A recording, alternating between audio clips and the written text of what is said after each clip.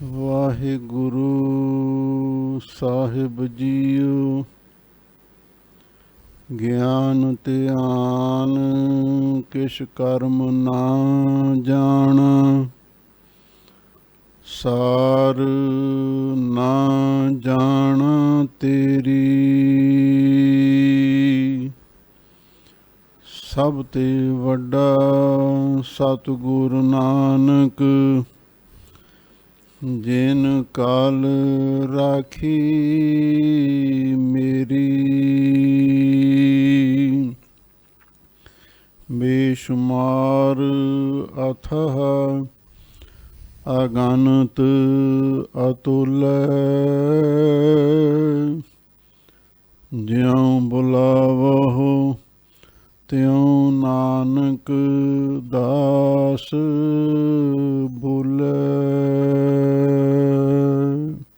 ਸਤਨਾਮ ਸ੍ਰੀ ਵਾਹਿਗੁਰੂ ਸਾਹਿਬ JIO.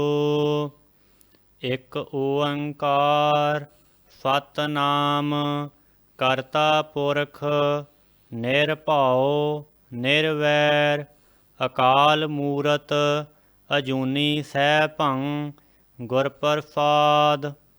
ਸਵਈਏ ਸ੍ਰੀ ਮੁਖ ਬਾਕ ਮਹੱਲਾ ਪੰਜਵਾ।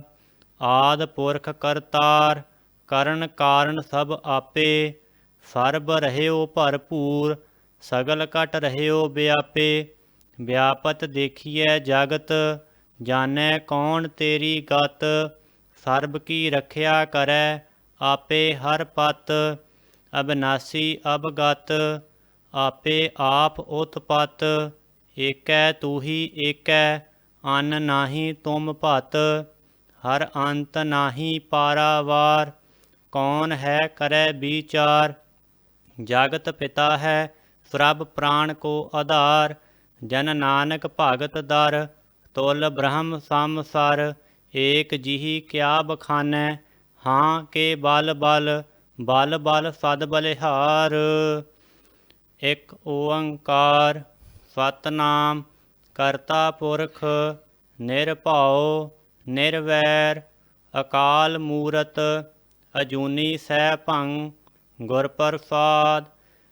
ਸਵਈਏ ਸ੍ਰੀ ਮੁਖ ਬਾਕ ਮਹੱਲਾ ਪੰਜਵਾ। ਆਦਿ ਪੁਰਖ ਕਰਤਾਰ ਕਰਨ ਕਾਰਨ ਸਭ ਆਪੇ। ਵਾਹਿਗੁਰੂ ਜੀ ਕਾ ਖਾਲਸਾ, ਵਾਹਿਗੁਰੂ ਜੀ ਕੀ ਫਤਿਹ। ਪਰਮ ਸਨਮਾਨਯੋਗ ਗੁਰੂ ਖਾਲਸਾ ਸਤ ਸੰਗਤ ਜੀਓ, ਸਤਿਗੁਰੂ ਨੇ ਅਪਾਰ ਬਖਸ਼ਿਸ਼ ਕੀਤੀ ਸਾਡੇ ਕਲਯੁਗੀ ਜੀਵਾਂ ਦੇ ਉਧਾਰ ਵਾਸਤੇ। ਜਿੱਥੇ ਪਾਵਨ 10 ਗੁਰੂ ਸਰੂਪ ਧਾਰਨ ਕੀਤੇ, ਨਾਨਕ ਗੁਰੂ ਗੋਬਿੰਦ ਸਿੰਘ ਪੂਰਨ ਗੁਰ ਅਵਤਾਰ, ਉੱਥੇ ਹਮੇਸ਼ਾ ਲਈ ਸਰਬੱਤ ਜੀਵਾਂ ਦੀ ਕਲਿਆਣ ਵਾਸਤੇ ਸਾਹਿਬ ਸ੍ਰੀ ਗੁਰੂ ਗ੍ਰੰਥ ਸਾਹਿਬ ਜੀ ਦੀ ਸੰਪਾਦਨਾ ਕੀਤੀ। ਜਗਮਗ ਜੋਤ ਬਿਰਾਜ ਰਹੇ ਸ੍ਰੀ ਗੁਰੂ ਗ੍ਰੰਥ ਮਝਾਰ। ਪੰਚਮ ਪਾਤਸ਼ਾਹ ਸ਼ਹੀਦਾਂ ਦੇ ਸਿਰਤਾਜ ਸ਼ਾਂਤੀ ਦੇ ਸੋਮੇ, ਮਹਾਨ ਪਰਉਪਕਾਰੀ ਸਤਿਗੁਰੂ ਦੋਹੇ ਥਾ ਬਾਣੀ ਕਾ ਬੋਹੇ ਥਾ, ਗੁਰਦੁਆਰਾ ਰਾਮਸਰ ਸਾਹਿਬ ਵਿਖੇ ਜਦੋਂ ਸਾਹਿਬ ਸ੍ਰੀ ਗੁਰੂ ਗ੍ਰੰਥ ਸਾਹਿਬ ਜੀ ਦੀ ਸੰਪਾਦਨਾ ਕਰਨ ਲੱਗੇ, ਉਸ ਵੇਲੇ ਭਾਈ ਸਾਹਿਬ ਭਾਈ ਗੁਰਦਾਸ ਜੀ ਨੂੰ ਲਖਾਰੀ ਲਾਇਆ।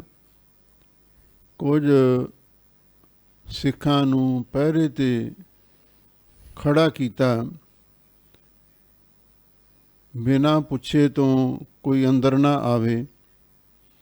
ਬਹੁਤ ਇਕਾਂਤ ਅਤੇ ਸ਼ਾਂਤ ਮਾਹੌਲ ਦੇ ਵਿੱਚ ਗੁਰੂ ਅਰਜਨ ਦੇਵ ਮਹਾਰਾਜ ਸੱਚੇ ਪਾਤਸ਼ਾਹ ਨੇ ਸਾਹਿਬ ਸ੍ਰੀ ਗੁਰੂ ਗ੍ਰੰਥ ਸਾਹਿਬ ਜੀ ਦੀ ਸੰਪਾਦਨਾ ਕੀਤੀ। ਜਦੋਂ ਗੁਰੂ ਅਰਜਨ ਦੇਵ ਮਹਾਰਾਜ ਸੱਚੇ ਪਾਤਸ਼ਾਹ ਬਾਣੀ ਦੀ ਸਿਰਜਣਾ ਕਰ ਰਹੇ ਸਨ, ਉਸ ਵੇਲੇ ਬ੍ਰਹਮ ਲੋਕ ਦੇ ਵਿੱਚ ਇੱਕ ਅਲੌਕਿਕ ਘਟਨਾ ਵਰਤੀ। ਉਹ ਅਲੌਕਿਕ ਘਟਨਾ ਕੀ ਸੀ, ਉਹਦੇ ਬਾਰੇ ਸੰਪਰਦਾਇ ਭਿੰਡਰਾਂ ਦਮਦਮੀ ਟਕਸਾਲ ਦੇ ਮਹਾਂਪੁਰਖ ਗੁਣੀ ਜਨ ਇਹ ਦੱਸਦੇ ਹਨ।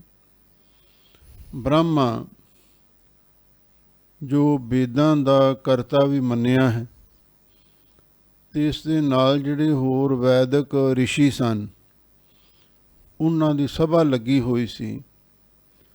ਅਚਾਨਕ ਵਿਸ਼ਨੂੰ ਜੀ ਆਏ। ਹੋਰ ਜਿੰਨੇ ਦੇਵਤੇ ਸਨ, 33 ਕਰੋੜ ਦੇਵਤੇ, ਉਹਨਾਂ ਨੇ ਉੱਠ ਕੇ ਉਹਨਾਂ ਦਾ ਮਾਨ ਸਨਮਾਨ ਕੀਤਾ। ਬ੍ਰਹਮਾ ਅਤੇ ਜਿਹੜੇ ਵੇਦ ਸਨ, ਵੇਦ ਤੋਂ ਭਾਵ ਵੈਦਿਕ ਰਿਸ਼ੀ ਜਿਨ੍ਹਾਂ ਨੇ ਵੇਦ ਰਚੇ ਸਨ, ਉਹ ਨਾ ਉੱਠੇ। ਕਿਉਂ? ਉਹਨਾਂ ਦੇ ਮਨ ਦੇ ਵਿੱਚ ਹੰਕਾਰ ਸੀ ਬਈ ਅਸੀਂ ਸੰਸਾਰ ਦੀ ਮਰਜ਼ਾਦਾ ਬੰਨ੍ਹੀ ਹੈ, ਅਸੀਂ ਲੋਕਾਂ ਨੂੰ ਉਪਦੇਸ਼ ਦਿੰਦੇ ਹਾਂ, ਕਰਮ, ਉਪਾਸਨਾ, ਗਿਆਨ, ਇਸ ਲਈ ਅਸੀਂ ਮਹਾਨ ਹਾਂ, ਅਸੀਂ ਵੱਡੇ ਹਾਂ। ਇਸੇ ਹੰਕਾਰ ਦੇ ਵਿੱਚ ਹੀ ਉਹਨਾਂ ਨੇ ਵਿਸ਼ਨੂੰ ਜੀ ਦਾ ਸਤਿਕਾਰ ਨਾ ਕੀਤਾ। ਵਿਸ਼ਨੂੰ ਦਾ ਅਰਥ ਸਰਗੁਣ ਸਰੂਪ ਪਰਮੇਸ਼ਰ ਦਾ ਹੀ ਸਮਝਣਾ। ਬਹੁਤ ਸਾਰੇ ਲੋਕ ਵਿਸ਼ਨੂੰ ਨੂੰ ਇੱਕ ਦੇਵਤਾ ਮੰਨਦੇ ਨੇ। ਚਲੋ ਵਿਸ਼ਨੂੰ ਦੇਵਤਾ ਵੀ ਹੈ, ਪਰ ਗੁਰਬਾਣੀ ਵਿੱਚ ਵਿਸ਼ਨੂੰ ਦਾ ਅਰਥ ਅਕਾਲ ਪੁਰਖ ਹੀ ਹੈ। ਵਿਸ ਅੰਨ, ਵਿਸ ਦਾ ਅਰਥ ਹੈ ਸੰਸਾਰ, ਅੰਨ ਦਾ ਅਰਥ ਹੈ ਚੇਸ਼ਟਾ ਕਰਨੀ। ਸੰਸਾਰ ਦੀ ਚੇਸ਼ਟਾ ਕਰਨ ਵਾਲਾ ਕੌਣ ਹੈ? ਚੇਤਨ ਸਰੂਪ ਬ੍ਰਹਮ ਹੀ ਹੈ। ਇਸ ਲਈ ਵਿਸ਼ਨੂੰ ਦਾ ਭਾਵ ਸਰਗੁਣ ਸਰੂਪ ਵਾਹਿਗੁਰੂ ਦਾ ਸਮਝਣਾ। ਜਦੋਂ ਉਹਦਾ ਸਤਿਕਾਰ ਨਾ ਕੀਤਾ ਤਾਂ ਵਿਸ਼ਨੂੰ ਜੀ ਨੇ, ਜਾਂ ਇਉਂ ਕਹਿ ਲਓ ਉਹ ਸਰਗੁਣ ਸਰੂਪ ਨੇ, ਸ਼ਰਾਪ ਦੇ ਦਿੱਤਾ, ਤੁਸੀਂ ਹੰਕਾਰ ਕੀਤਾ, ਮੇਰਾ ਸਤਿਕਾਰ ਨਹੀਂ ਕੀਤਾ, ਜਾਓ ਹੁਣ ਤੁਹਾਨੂੰ ਮਾਤ ਲੋਕ ਦੇ ਵਿੱਚ ਜਾਣਾ ਪਵੇਗਾ, ਉੱਥੇ ਜਾ ਕੇ ਜਨਮ ਧਾਰਨ ਕਰੋਗੇ, ਤੁਹਾਨੂੰ ਸਭ ਗਿਆਨ ਧਿਆਨ ਭੁੱਲ ਜਾਵੇਗਾ। ਇਹ ਹੰਕਾਰ ਦਾ ਫਲ ਤੁਹਾਨੂੰ ਭੁਗਤਣਾ ਪੈਣਾ। ਇੰਨੀ ਗੱਲ ਸੁਣ ਕੇ ਬ੍ਰਹਮਾ ਸਮੇਤ ਚਾਰੇ ਵੇਦ, ਸਾਰੇ ਵੈਦਿਕ ਰਿਸ਼ੀ ਉੱਠ ਕੇ ਖੜ੍ਹੇ ਹੋ ਗਏ। ਉਹਨਾਂ ਨੇ ਹੱਥ ਜੋੜੇ, ਵਿਸ਼ਨੂੰ ਜੀ ਤੋਂ ਖਿਮਾ ਜਾਚਨਾ ਕੀਤੀ, ਬੇਨਤੀ ਕੀਤੀ, ਮਹਾਰਾਜ ਫਿਰ ਸਾਡਾ ਉਧਾਰ ਕਿਵੇਂ ਹੋਵੇਗਾ, ਸਾਡੀ ਕਲਿਆਣ ਕਿਵੇਂ ਹੋਵੇਗੀ? ਤਾਂ ਉਸ ਵੇਲੇ ਸਰਗੁਣ ਸਰੂਪ ਦੇ ਵਿੱਚ ਵਾਹਿਗੁਰੂ ਪਰਮੇਸ਼ਰ ਨੇ ਆਖਿਆ, ਕਲਯੁਗ ਦੇ ਵਿੱਚ ਅਕਾਲ ਪੁਰਖ ਵਾਹਿਗੁਰੂ ਗੁਰੂ ਨਾਨਕ ਸਰੂਪ ਧਾਰਨ ਕਰੇਗਾ। ਆਪ ਨਾਰਾਇਣ ਕਲਾ ਧਾਰ ਜਗ ਮਹਿ ਪਰਵਰਿਓ, ਨਿਰੰਕਾਰ ਆਕਾਰ ਜੋਤ ਜਗ ਮੰਡਲ ਕਰਿਓ। ਅਤੇ ਉਹ ਪੰਜਵੇਂ ਸਰੂਪ ਦੇ ਵਿੱਚ ਸਾਹਿਬ ਸ੍ਰੀ ਗੁਰੂ ਗ੍ਰੰਥ ਸਾਹਿਬ ਜੀ ਦੀ ਸਿਰਜਣਾ ਕਰਨਗੇ, ਇੱਕ ਬਾਣੀ ਦਾ ਜਹਾਜ਼ ਰਚਣਗੇ। ਤੁਸੀਂ ਉਸ ਵੇਲੇ ਉਹਨਾਂ ਦੇ ਪਾਸ ਜਾਓਗੇ ਅਤੇ ਉਹਨਾਂ ਦੇ ਦਰਸ਼ਨ ਕਰਕੇ ਤੁਹਾਨੂੰ ਪਿਛਲੇ ਜਨਮ ਦਾ ਗਿਆਨ ਅਤੇ ਸਰਬੱਗਤਾ ਪ੍ਰਾਪਤ ਹੋ ਜਾਵੇਗੀ। ਫਿਰ ਤੁਸੀਂ ਗੁਰੂ ਪਰਮੇਸ਼ਰ ਅਤੇ ਪਾਰਬ੍ਰਹਮ ਪਰਮੇਸ਼ਰ ਦੀ ਮਹਿਮਾ, ਉਸਤਤ, ਵਡਿਆਈ ਉਚਾਰਨ ਕਰੋਗੇ। ਫਿਰ ਤੁਹਾਡੀ ਕਲਿਆਣ ਹੋਵੇਗੀ। ਫਿਰ ਦੁਬਾਰਾ ਤੁਹਾਨੂੰ ਬ੍ਰਹਮ ਲੋਕ ਦੇ ਵਿੱਚ, ਬੈਕੁੰਠ ਦੇ ਵਿੱਚ ਨਿਵਾਸ ਹਾਸਲ ਹੋਵੇਗਾ। ਹੁਣ ਉਹ ਵਾਰਤਾ ਬ੍ਰਹਮ ਲੋਕ ਦੇ ਵਿੱਚ ਹੋਈ। ਇੱਧਰ ਜਦੋਂ ਗੁਰੂ ਨਾਨਕ ਸਾਹਿਬ ਜੀ ਨੇ ਅਵਤਾਰ ਧਾਰਨ ਕੀਤਾ, ਉੱਧਰ ਬ੍ਰਹਮਾ ਸਮੇਤ ਜਿਹੜੇ ਵੇਦ ਸਨ ਅਥਵਾ ਵੈਦਿਕ ਰਿਸ਼ੀ, ਉਹਨਾਂ ਨੇ ਕਾਂਸ਼ੀ ਦੀ ਧਰਤੀ ਉੱਤੇ ਜਨਮ ਲਿਆ। ਕੁਛ ਖੋਜੀਆਂ ਨੇ ਇਹਨਾਂ ਭੱਟਾਂ ਦੇ ਟਿਕਾਣੇ, ਐਡਰੈਸ ਵੱਖਰੇ ਵੀ ਲਿਖੇ ਨੇ। ਕਿਸੇ ਨੂੰ ਸਰਸਤੀ ਨਦੀ ਦੇ ਕੰਢੇ 'ਤੇ ਪੈਦਾ ਹੋਇਆ ਦਰਸਾਇਆ ਗਿਆ ਹੈ, ਕਿਸੇ ਨੂੰ ਸੁਲਤਾਨਪੁਰ ਸਾਹਿਬ ਜੀ ਦੇ ਨੇੜੇ ਕਿਸੇ ਪਿੰਡ ਦਾ ਵਸਨੀਕ ਦੱਸਿਆ ਗਿਆ ਹੈ। ਚਲੋ ਉਹ ਤੇ ਸੰਸਾਰੀ ਬੰਦਿਆਂ ਦੀ ਖੋਜ ਹੈ, ਪਰ ਜਿਹੜੇ ਅਨੁਭਵੀ ਮਹਾਂਪੁਰਖ ਨੇ ਉਹਨਾਂ ਦਾ ਨਿਸ਼ਚਾ ਇਹੀ ਹੈ, ਇਹ ਸਣੇ ਬ੍ਰਹਮਾ ਦੇ 4 ਵੇਦਾਂ ਦੇ 4 ਅਵਤਾਰ ਧਾਰਨ ਕੀਤੇ ਗਏ। ਭਿੱਖਾ ਬ੍ਰਹਮਾ ਦਾ ਅਵਤਾਰ ਮੰਨਿਆ ਗਿਆ। ਬਾਕੀ ਜਿਹੜੇ 16 ਭੱਟ ਸਨ, ਇੱਕ ਵੇਦ ਨੇ ਜਾਂ ਵੈਦਿਕ ਰਿਸ਼ੀ ਨੇ ਉਹ 4 ਭੱਟਾਂ ਦਾ ਰੂਪ ਧਾਰਨ ਕੀਤਾ ਸੀ। ਤੇ ਫਿਰ ਇਹ ਜਿਹੜੇ ਭੱਟ ਸਨ, ਸਣੇ ਭਿੱਖੇ ਦੇ ਸ਼੍ਰੀ ਅੰਮ੍ਰਿਤਸਰ ਸਾਹਿਬ ਆਏ। ਉੱਥੇ ਆ ਕੇ ਗੁਰੂ ਅਰਜਨ ਦੇਵ ਮਹਾਰਾਜ ਸੱਚੇ ਪਾਤਸ਼ਾਹ ਦੇ ਦਰਸ਼ਨ ਦੀਦਾਰੇ ਕੀਤੇ ਅਤੇ ਇਹਨਾਂ ਦੇ ਮਨ ਨੂੰ ਸ਼ਾਂਤੀ ਮਿਲੀ ਅਤੇ ਨਾਲ ਹੀ ਪਿਛਲੇ ਜਨਮ ਦਾ ਗਿਆਨ ਵੀ ਪ੍ਰਾਪਤ ਹੋਇਆ। ਫਿਰ ਇਹ ਕਹਿਣ ਲੱਗੇ, ਮਹਾਰਾਜ ਸਾਡੀ ਕਲਿਆਣ ਕਿਵੇਂ ਹੋਵੇਗੀ, ਉਪਦੇਸ਼ ਦਿਓ। ਤਾਂ ਗੁਰੂ ਅਰਜਨ ਦੇਵ ਮਹਾਰਾਜ ਸੱਚੇ ਪਾਤਸ਼ਾਹ ਨੇ ਆਹ ਜਿਹੜੇ ਸਵਈਏ ਨੇ, 9 ਸਵਈਏ ਅਤੇ ਫਿਰ 11 ਸਵਈਏ, ਇਹ ਗੁਰੂ ਅਰਜਨ ਦੇਵ ਮਹਾਰਾਜ ਸੱਚੇ ਪਾਤਸ਼ਾਹ ਨੇ ਉਚਾਰਨ ਕੀਤੇ।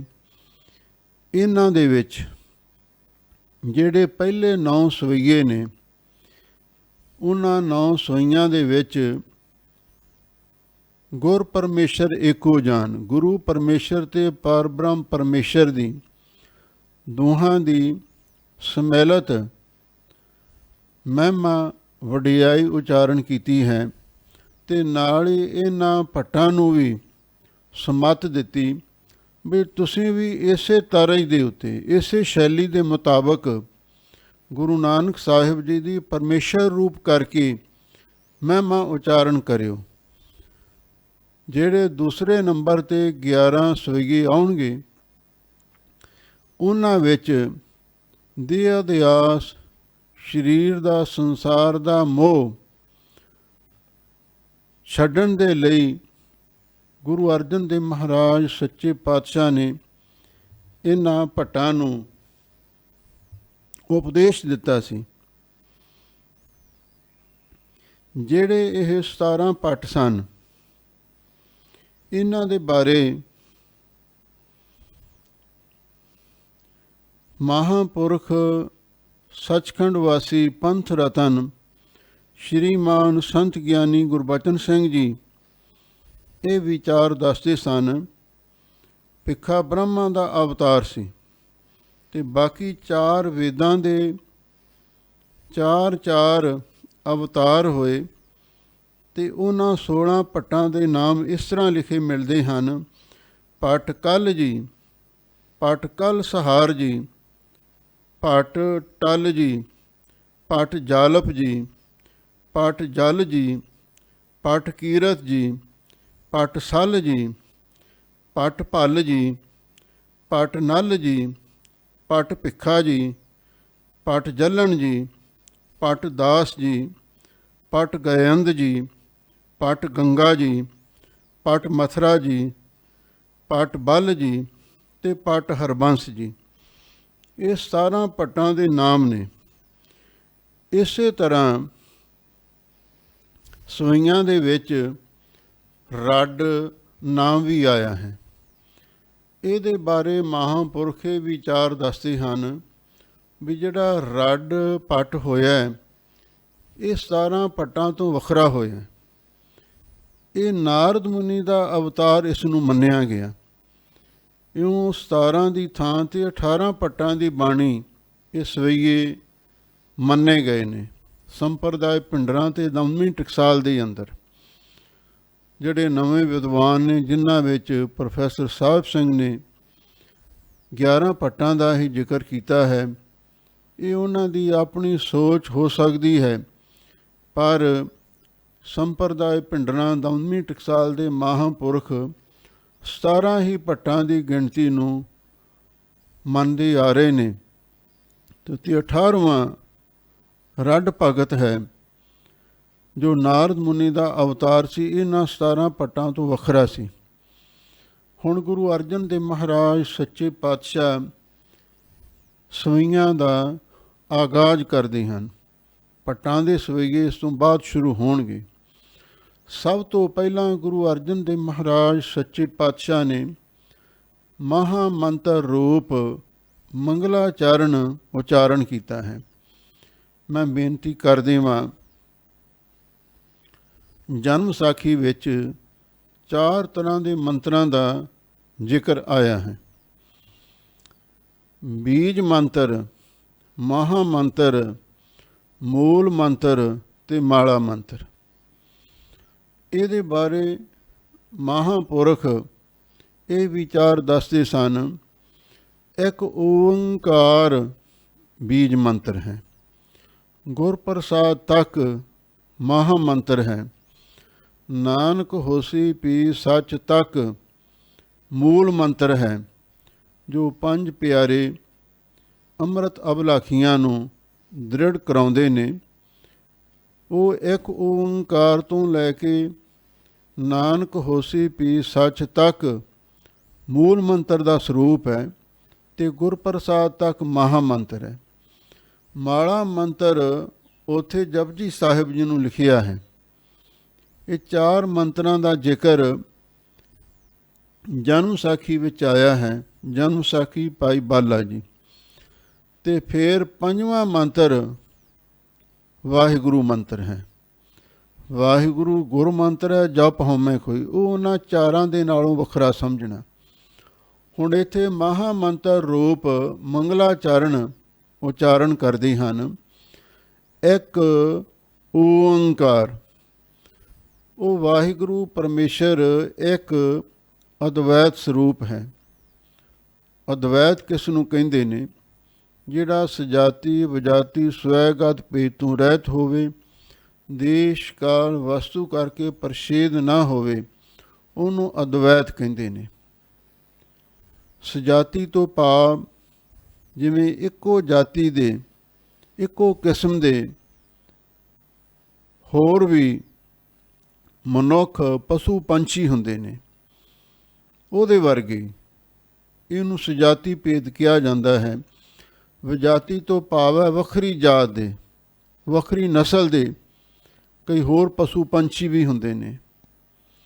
ਸਵੈਗਤ ਭੇਦ, ਜਿਵੇਂ ਇੱਕ ਮਨੁੱਖ ਦਾ ਸਰੀਰ ਹੁੰਦਾ ਹੈ, ਉਹਦੇ ਹੱਥ ਪੈਰ ਵੱਖਰੇ ਹੁੰਦੇ ਨੇ, ਉਂਗਲਾਂ, ਨਹੁੰ, ਮੁੱਖ, ਕੰਨ, ਨੱਕ ਆਦਿਕ ਸਭ ਇਹ ਵੱਖੋ ਵੱਖਰੇ ਭੇਦ ਨੇ। ਇਹਨਾਂ ਨੂੰ ਸਵੈਗਤ ਭੇਦ ਕਿਹਾ ਜਾਂਦਾ ਹੈ। ਜਿਹੜਾ ਵਾਹਿਗੁਰੂ ਪਰਮੇਸ਼ਰ ਦਾ ਸਰੂਪ ਹੈ, ਉਹਦੇ ਵਿੱਚ ਨਾ ਸਜਾਤੀ ਭੇਦ ਹੈ, ਨਾ ਵਿਜਾਤੀ ਭੇਦ ਹੈ, ਨਾ ਸਵੈਗਤ ਭੇਦ ਹੈ। ਅੱਗੇ ਦੇਸ਼ ਕਾਲ ਵਸਤੂ ਕਰਕੇ ਉਹ ਪ੍ਰਸ਼ੇਦ ਨਹੀਂ ਹੁੰਦਾ।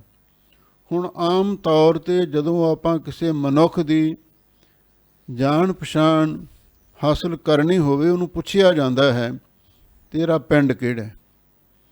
ਦੇਸ਼ ਤੋਂ ਭਾਵ ਪੰਜਾਬ, ਹਰਿਆਣਾ, ਉੱਤਰ ਪ੍ਰਦੇਸ਼, ਇਹਨਾਂ ਨੂੰ ਦੇਸ਼ ਕਿਹਾ ਹੈ। ਪ੍ਰਦੇਸ਼ ਜਿਹੜੇ ਨਾਲ ਲੱਗਦੇ ਕੋਈ ਹੋਰ ਪ੍ਰਾਂਤ ਸੂਬੇ ਹੁੰਦੇ ਨੇ, ਵਿਦੇਸ਼ ਦੂਸਰੇ ਬਾਹਰਲੇ ਮੁਲਕ। ਹੁਣ ਇਸ ਤੋਂ ਵੀ ਪਛਾਣ ਹੁੰਦੀ ਹੈ। ਜਿਵੇਂ ਹੁਣ ਆਪਾਂ ਨੂੰ ਜਦੋਂ ਪਾਸਪੋਰਟ ਬਣਾਉਣੇ ਆ ਜਾਂ ਕੋਈ ਲਾਇਸੈਂਸ ਵਗੈਰਾ ਬਣਾਇਆ ਜਾਂਦਾ ਹੈ, ਕੋਈ ਸਰਕਾਰੀ ਕਾਗਜ਼, ਉਹਦੇ ਉੱਤੇ ਪਿੰਡ ਦਾ ਨਾਂ, ਸੂਬੇ ਦਾ ਨਾਮ ਵੀ ਲਿਖਿਆ ਜਾਂਦਾ। ਫਿਰ ਉਹ ਦੇਸ਼ ਭੇਦ ਇਹਨੂੰ ਕਹਿੰਦੇ ਨੇ। ਤੇ ਕਾਲ ਤੋਂ ਭਾਵ ਹੈ ਸਮਾਂ। ਹੁਣ ਜਦੋਂ ਕਿਸੇ ਮਨੁੱਖ ਦੀ ਆਈਡੀ ਬਣਦੀ ਹੈ ਤਾਂ ਉਸ ਵੇਲੇ ਜਨਮ ਦੀ ਤਾਰੀਖ ਵੀ ਲਿਖੀ ਜਾਂਦੀ ਹੈ। ਉਸ ਤੋਂ ਫਿਰ ਉਹਦਾ ਪਤਾ ਲੱਗ ਜਾਂਦਾ ਵੀ ਇਸ ਨਾਂ ਦਾ ਬੰਦਾ ਤੇ ਇਸ ਸਮੇਂ ਪੈਦਾ ਹੋਇਆ ਸੀ। ਦੇਸ਼ ਤੇ ਕਾਲ ਕਰਕੇ ਵੱਖਰੀ ਪਛਾਣ ਹੋ ਜਾਂਦੀ ਹੈ। ਤੇ ਵਸਤੂ ਤੋਂ ਭਾਵ ਹੈ ਪਦਾਰਥ ਵਰਗਾ ਨਹੀਂ ਹੁੰਦਾ। ਇਹ ਜਿਹੜੀਆਂ 6 ਗੱਲਾਂ ਨੇ, ਸਜਾਤੀ ਵਿਜਾਤੀ ਸਵੈਗਤ ਭੇਦ ਤੋਂ ਰਹਿਤ ਹੋਵੇ, ਦੇ ਪ੍ਰਸ਼ੇਦ ਤੋਂ ਭਾਵ ਹੁੰਦਾ ਵੱਖਰਾ ਕਰ ਦੇਣਾ, ਦੂਸਰੇ ਨਾਲੋਂ ਨਖੇੜ ਦੇਣਾ। ਵਾਹਿਗੁਰੂ ਨੂੰ ਕਿਸੇ ਤਰ੍ਹਾਂ ਵੀ ਨਖੇੜਿਆ ਨਹੀਂ ਜਾ ਸਕਦਾ। ਇਹ ਹੈ ਅਦਵੈਤ ਦੀ ਵਿਆਖਿਆ। ਉਹ ਵਾਹਿਗੁਰੂ ਇੱਕ ਅਦਵੈਤ ਸਰੂਪ ਹੈ, ਓੰਕਾਰ ਸਾਰਿਆਂ ਦਾ ਪ੍ਰਕਾਸ਼ਕ, ਜੋਤ ਰੂਪ, ਗਿਆਨ ਸਰੂਪ, ਚੇਤਨ ਸਰੂਪ ਦੇ ਨਾਮ ਨਾਲ ਸੰਬੋਧਨ ਕੀਤਾ ਗਿਆ ਹੈ। ਜੋਤ ਰੂਪ ਹਰ ਆਪ ਗੁਰੂ ਨਾਨਕ ਕਹਾਇਓ, ਸਭ ਮੈਂ ਜੋਤ ਜੋਤ ਹੈ ਸੋਏ, ਤਿਸ ਦਾ ਚਾਨਣ ਸਭ ਮੈਂ ਚਾਨਣ ਹੋਏ। ਕਲਗੀਧਰ ਪਾਤਸ਼ਾਹ ਨੇ ਨਮੋ ਸੂਰਜ ਸੂਰਜੇ, ਨਮੋ ਚੰਦਰ ਚੰਦਰੇ, ਉਸ ਪਰਮਾਤਮਾ ਦੇ ਲਈ ਸ਼ਬਦ ਵਰਤੇ ਨੇ। ਸੂਰਜਾਂ ਦਾ ਸੂਰਜ, ਚੰਦਰਮਾ ਦਾ ਵੀ ਪ੍ਰਕਾਸ਼ਕ ਉਹ ਵਾਹਿਗੁਰੂ ਹੈ। ਓੰਕਾਰ ਸਾਰਿਆਂ ਦਾ ਪ੍ਰਕਾਸ਼ਕ, ਸਤ ਨਾਸ ਤੋਂ ਰਹਿਤ, ਨਾਮ ਪ੍ਰਸਿੱਧ, ਕਰਤਾ ਸਿਰਜਨਹਾਰ, ਪੁਰਖ ਵਿਆਪਕ ਸਰੂਪ। ਕਰਤਾ ਪੁਰਖ ਉਹ ਵਾਹਿਗੁਰੂ ਸਿਰਜਨਹਾਰ ਵੀ ਹੈ। ਸਾਰੀ ਸ੍ਰਿਸ਼ਟੀ ਦੀ ਸਿਰਜਣਾ ਉਹੀ ਕਰਦਾ ਹੈ। ਕੀਤਾ ਪਸਾਓ ਏਕੋ ਕੁਆਓ, ਤਿਸਤੇ ਹੋਏ ਲਖ ਦਰਿਆਓ। ਫਿਰ ਉਹ ਕੁਦਰਤ ਕਰਕੇ ਵਸਿਆ ਸੋਏ। ਉਹ ਕੁਦਰਤ ਦੁਆਰਾ ਵਾਹਿਗੁਰੂ ਦੀ ਸਿਰਜਣਾ, ਸੰਸਾਰ ਦੀ ਸਿਰਜਣਾ ਕਰਕੇ ਉਹ ਵਾਹਿਗੁਰੂ ਇਸ ਸੰਸਾਰ ਵਿੱਚ ਵਰਤ ਰਿਹਾ ਹੈ। ਕਰਤਾ ਪੁਰਖ ਨਿਰਭਉ, ਫਿਰ ਉਹ ਕਿਸੇ ਤੋਂ ਡਰਦਾ ਨਹੀਂ, ਤੇ ਨਿਰਵੈਰ, ਉਹਦਾ ਕਿਸੇ ਨਾਲ ਵੈਰ ਵੀ ਨਹੀਂ। ਅਕਾਲ ਮੂਰਤ, ਉਸ ਵਾਹਿਗੁਰੂ ਦੀ ਮੂਰਤ ਹਸਤੀ, ਉਸ ਦਾ ਵਜੂਦ, ਉਹਦੀ ਆਕਿਰਤੀ ਅਕਾਲ, ਕਾਲ ਤੋਂ ਰਹਿਤ ਹੈ। ਜਦੋਂ ਆਪਾਂ ਚੌਪਈ ਸਾਹਿਬ ਬਾਣੀ ਦਾ ਪਾਠ ਕਰਦੇ ਹਾਂ, ਉਹਦੇ ਵਿੱਚ ਕਲਗੀਧਰ ਪਾਤਸ਼ਾਹ ਨੇ ਲਿਖਿਆ ਹੈ, ਕਾਲ ਪਾਏ ਬ੍ਰਹਮਾ ਬਪਤਰਾ, ਕਾਲ ਪਾਏ ਸਿਵਜੂ ਅਵਤਰਾ, ਕਾਲ ਪਾਏ ਕਰ ਵਿਸ਼ਨ ਪ੍ਰਕਾਸ਼ਾ, ਸਕਲ ਕਾਲ ਕਾ ਕੀਆ ਤਮਾਸ਼ਾ। ਸਭ ਦੇਵੀ ਦੇਵਤੇ ਕਾਲ ਦੇ ਚੱਕਰ ਵਿੱਚ ਹੀ ਨੇ। ਬਿਨ ਹਰ ਨਾਮ ਨਾ ਬਾਚਨ ਪੈ ਹੈ, 14 ਲੋਕ ਜਾਹੇ ਬਸ ਕੀਨੇ, ਤਾਂ ਤੇ ਕਹਾਂ ਪਲੈ ਹੈ। ਰਾਮ ਰਹੀਮ ਉਹ ਬਾਰ ਨਾ ਸਕ ਹੈ, ਜਾਕਰ ਨਾਮ ਰਟੈ ਹੈ। ਬ੍ਰਹਮਾ ਵਿਸ਼ਨ ਰੁਦਰ ਸੂਰਜ ਸਸ, ਤੇ ਬਸ ਕਾਲ ਸਭੈ ਹੈ। ਸਭ ਦੇਵੀ ਦੇਵਤੇ ਕਾਲ ਦੇ ਅਧੀਨ ਨੇ, ਪਰ ਵਾਹਿਗੁਰੂ ਅਕਾਲ ਸਰੂਪ ਹੈ। ਮੂਰਤ ਅਰਥ ਸਰੂਪ ਵੀ ਹੈ। ਉਹ ਵਾਹਿਗੁਰੂ ਅਕਾਲ ਸਰੂਪ ਹੈ। ਉਹ ਸਮੇਂ ਦੀ ਹੱਦਬੰਦੀ ਤੋਂ ਪਰੇ ਹੈ। ਅਜੂਨੀ ਸੋ ਮੁਖ ਜਲੋ ਜੁਤ ਕਹਿ ਠਾਕੁਰ ਜੂਨੀ। ਜੂਨੀ ਤੋਂ ਭਾਵ ਗਰਭ ਜੂਨ ਦਾ ਹੈ। ਉਹ ਵਾਹਿਗੁਰੂ ਗਰਭ ਜੂਨੀ ਵਿੱਚ ਨਹੀਂ ਆਉਂਦਾ। ਅਜੂਨੀ ਦਾ ਦੂਜਾ ਅਰਥ ਇਹ ਵੀ ਆ 84 ਲੱਖ ਜੂਨਾਂ ਨੇ, ਤੇ ਵਾਹਿਗੁਰੂ ਉਹ ਜੂਨਾਂ ਤੋਂ ਵੀ ਮੁਕਤ ਹੈ। ਸਹਿਭੰ ਉਹ ਵਾਹਿਗੁਰੂ ਸਤੇ ਪ੍ਰਕਾਸ਼ ਰੂਪ ਹੈ। ਖਟ ਜੋਤੀਆਂ ਸ਼ਾਸਤਰਕਾਰਾਂ ਨੇ ਮੰਨੀਆਂ ਨੇ। ਸੂਰਜ, ਚੰਦਰਮਾ, ਗ੍ਰਹਿ ਜਿਨ੍ਹਾਂ ਨੂੰ ਆਪਾਂ ਤਾਰੇ ਕਹਿ ਦਿੰਦੇ ਹਾਂ, ਇਹਨਾਂ ਵਿੱਚ ਵੀ ਪ੍ਰਕਾਸ਼ ਹੈ ਨਾ, ਰਾਤ ਨੂੰ ਚਮਕਦੇ ਨੇ। ਅਸਮਾਨੀ ਬਿਜਲੀ, ਇਸੇ ਤਰ੍ਹਾਂ ਅਗਨੀ, ਅੱਗ ਦੇ ਵਿੱਚ ਵੀ ਚਾਨਣ ਹੈ।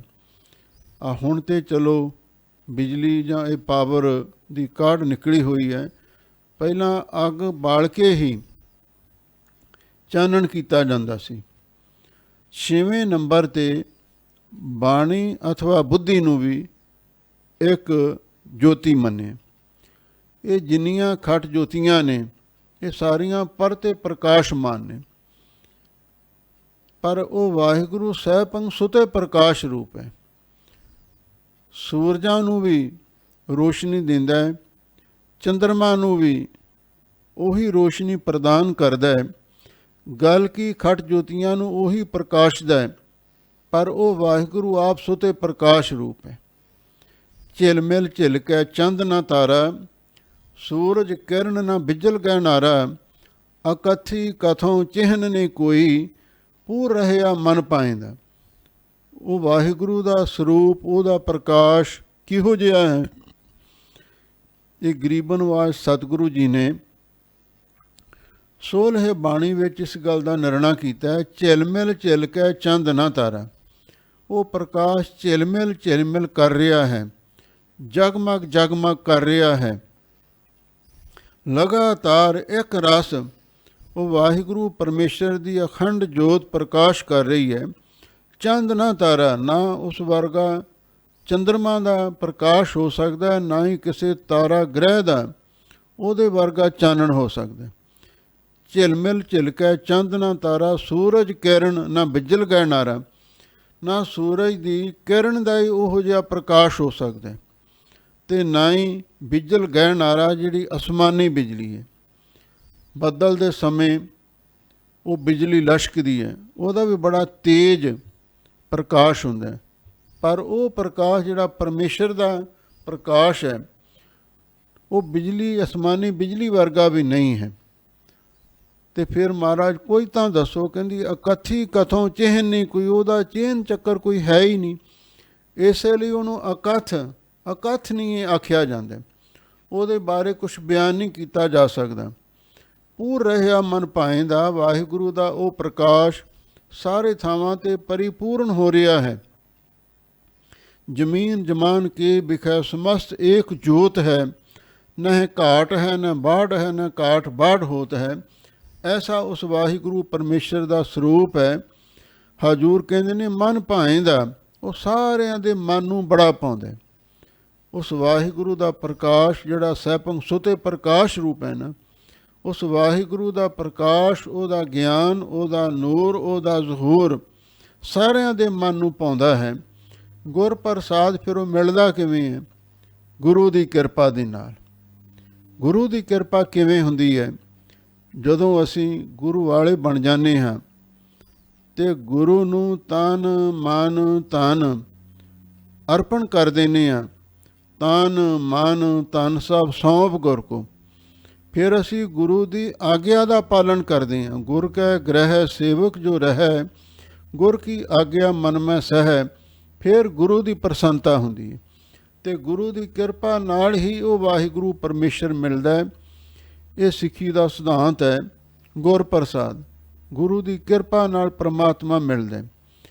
ਅੱਗੇ ਸਿਰਲੇਖ ਹੈ ਸਵਈਏ ਸ੍ਰੀ ਮੁਖ ਬਾਕ ਮਹੱਲਾ ਪੰਜਵਾਂ।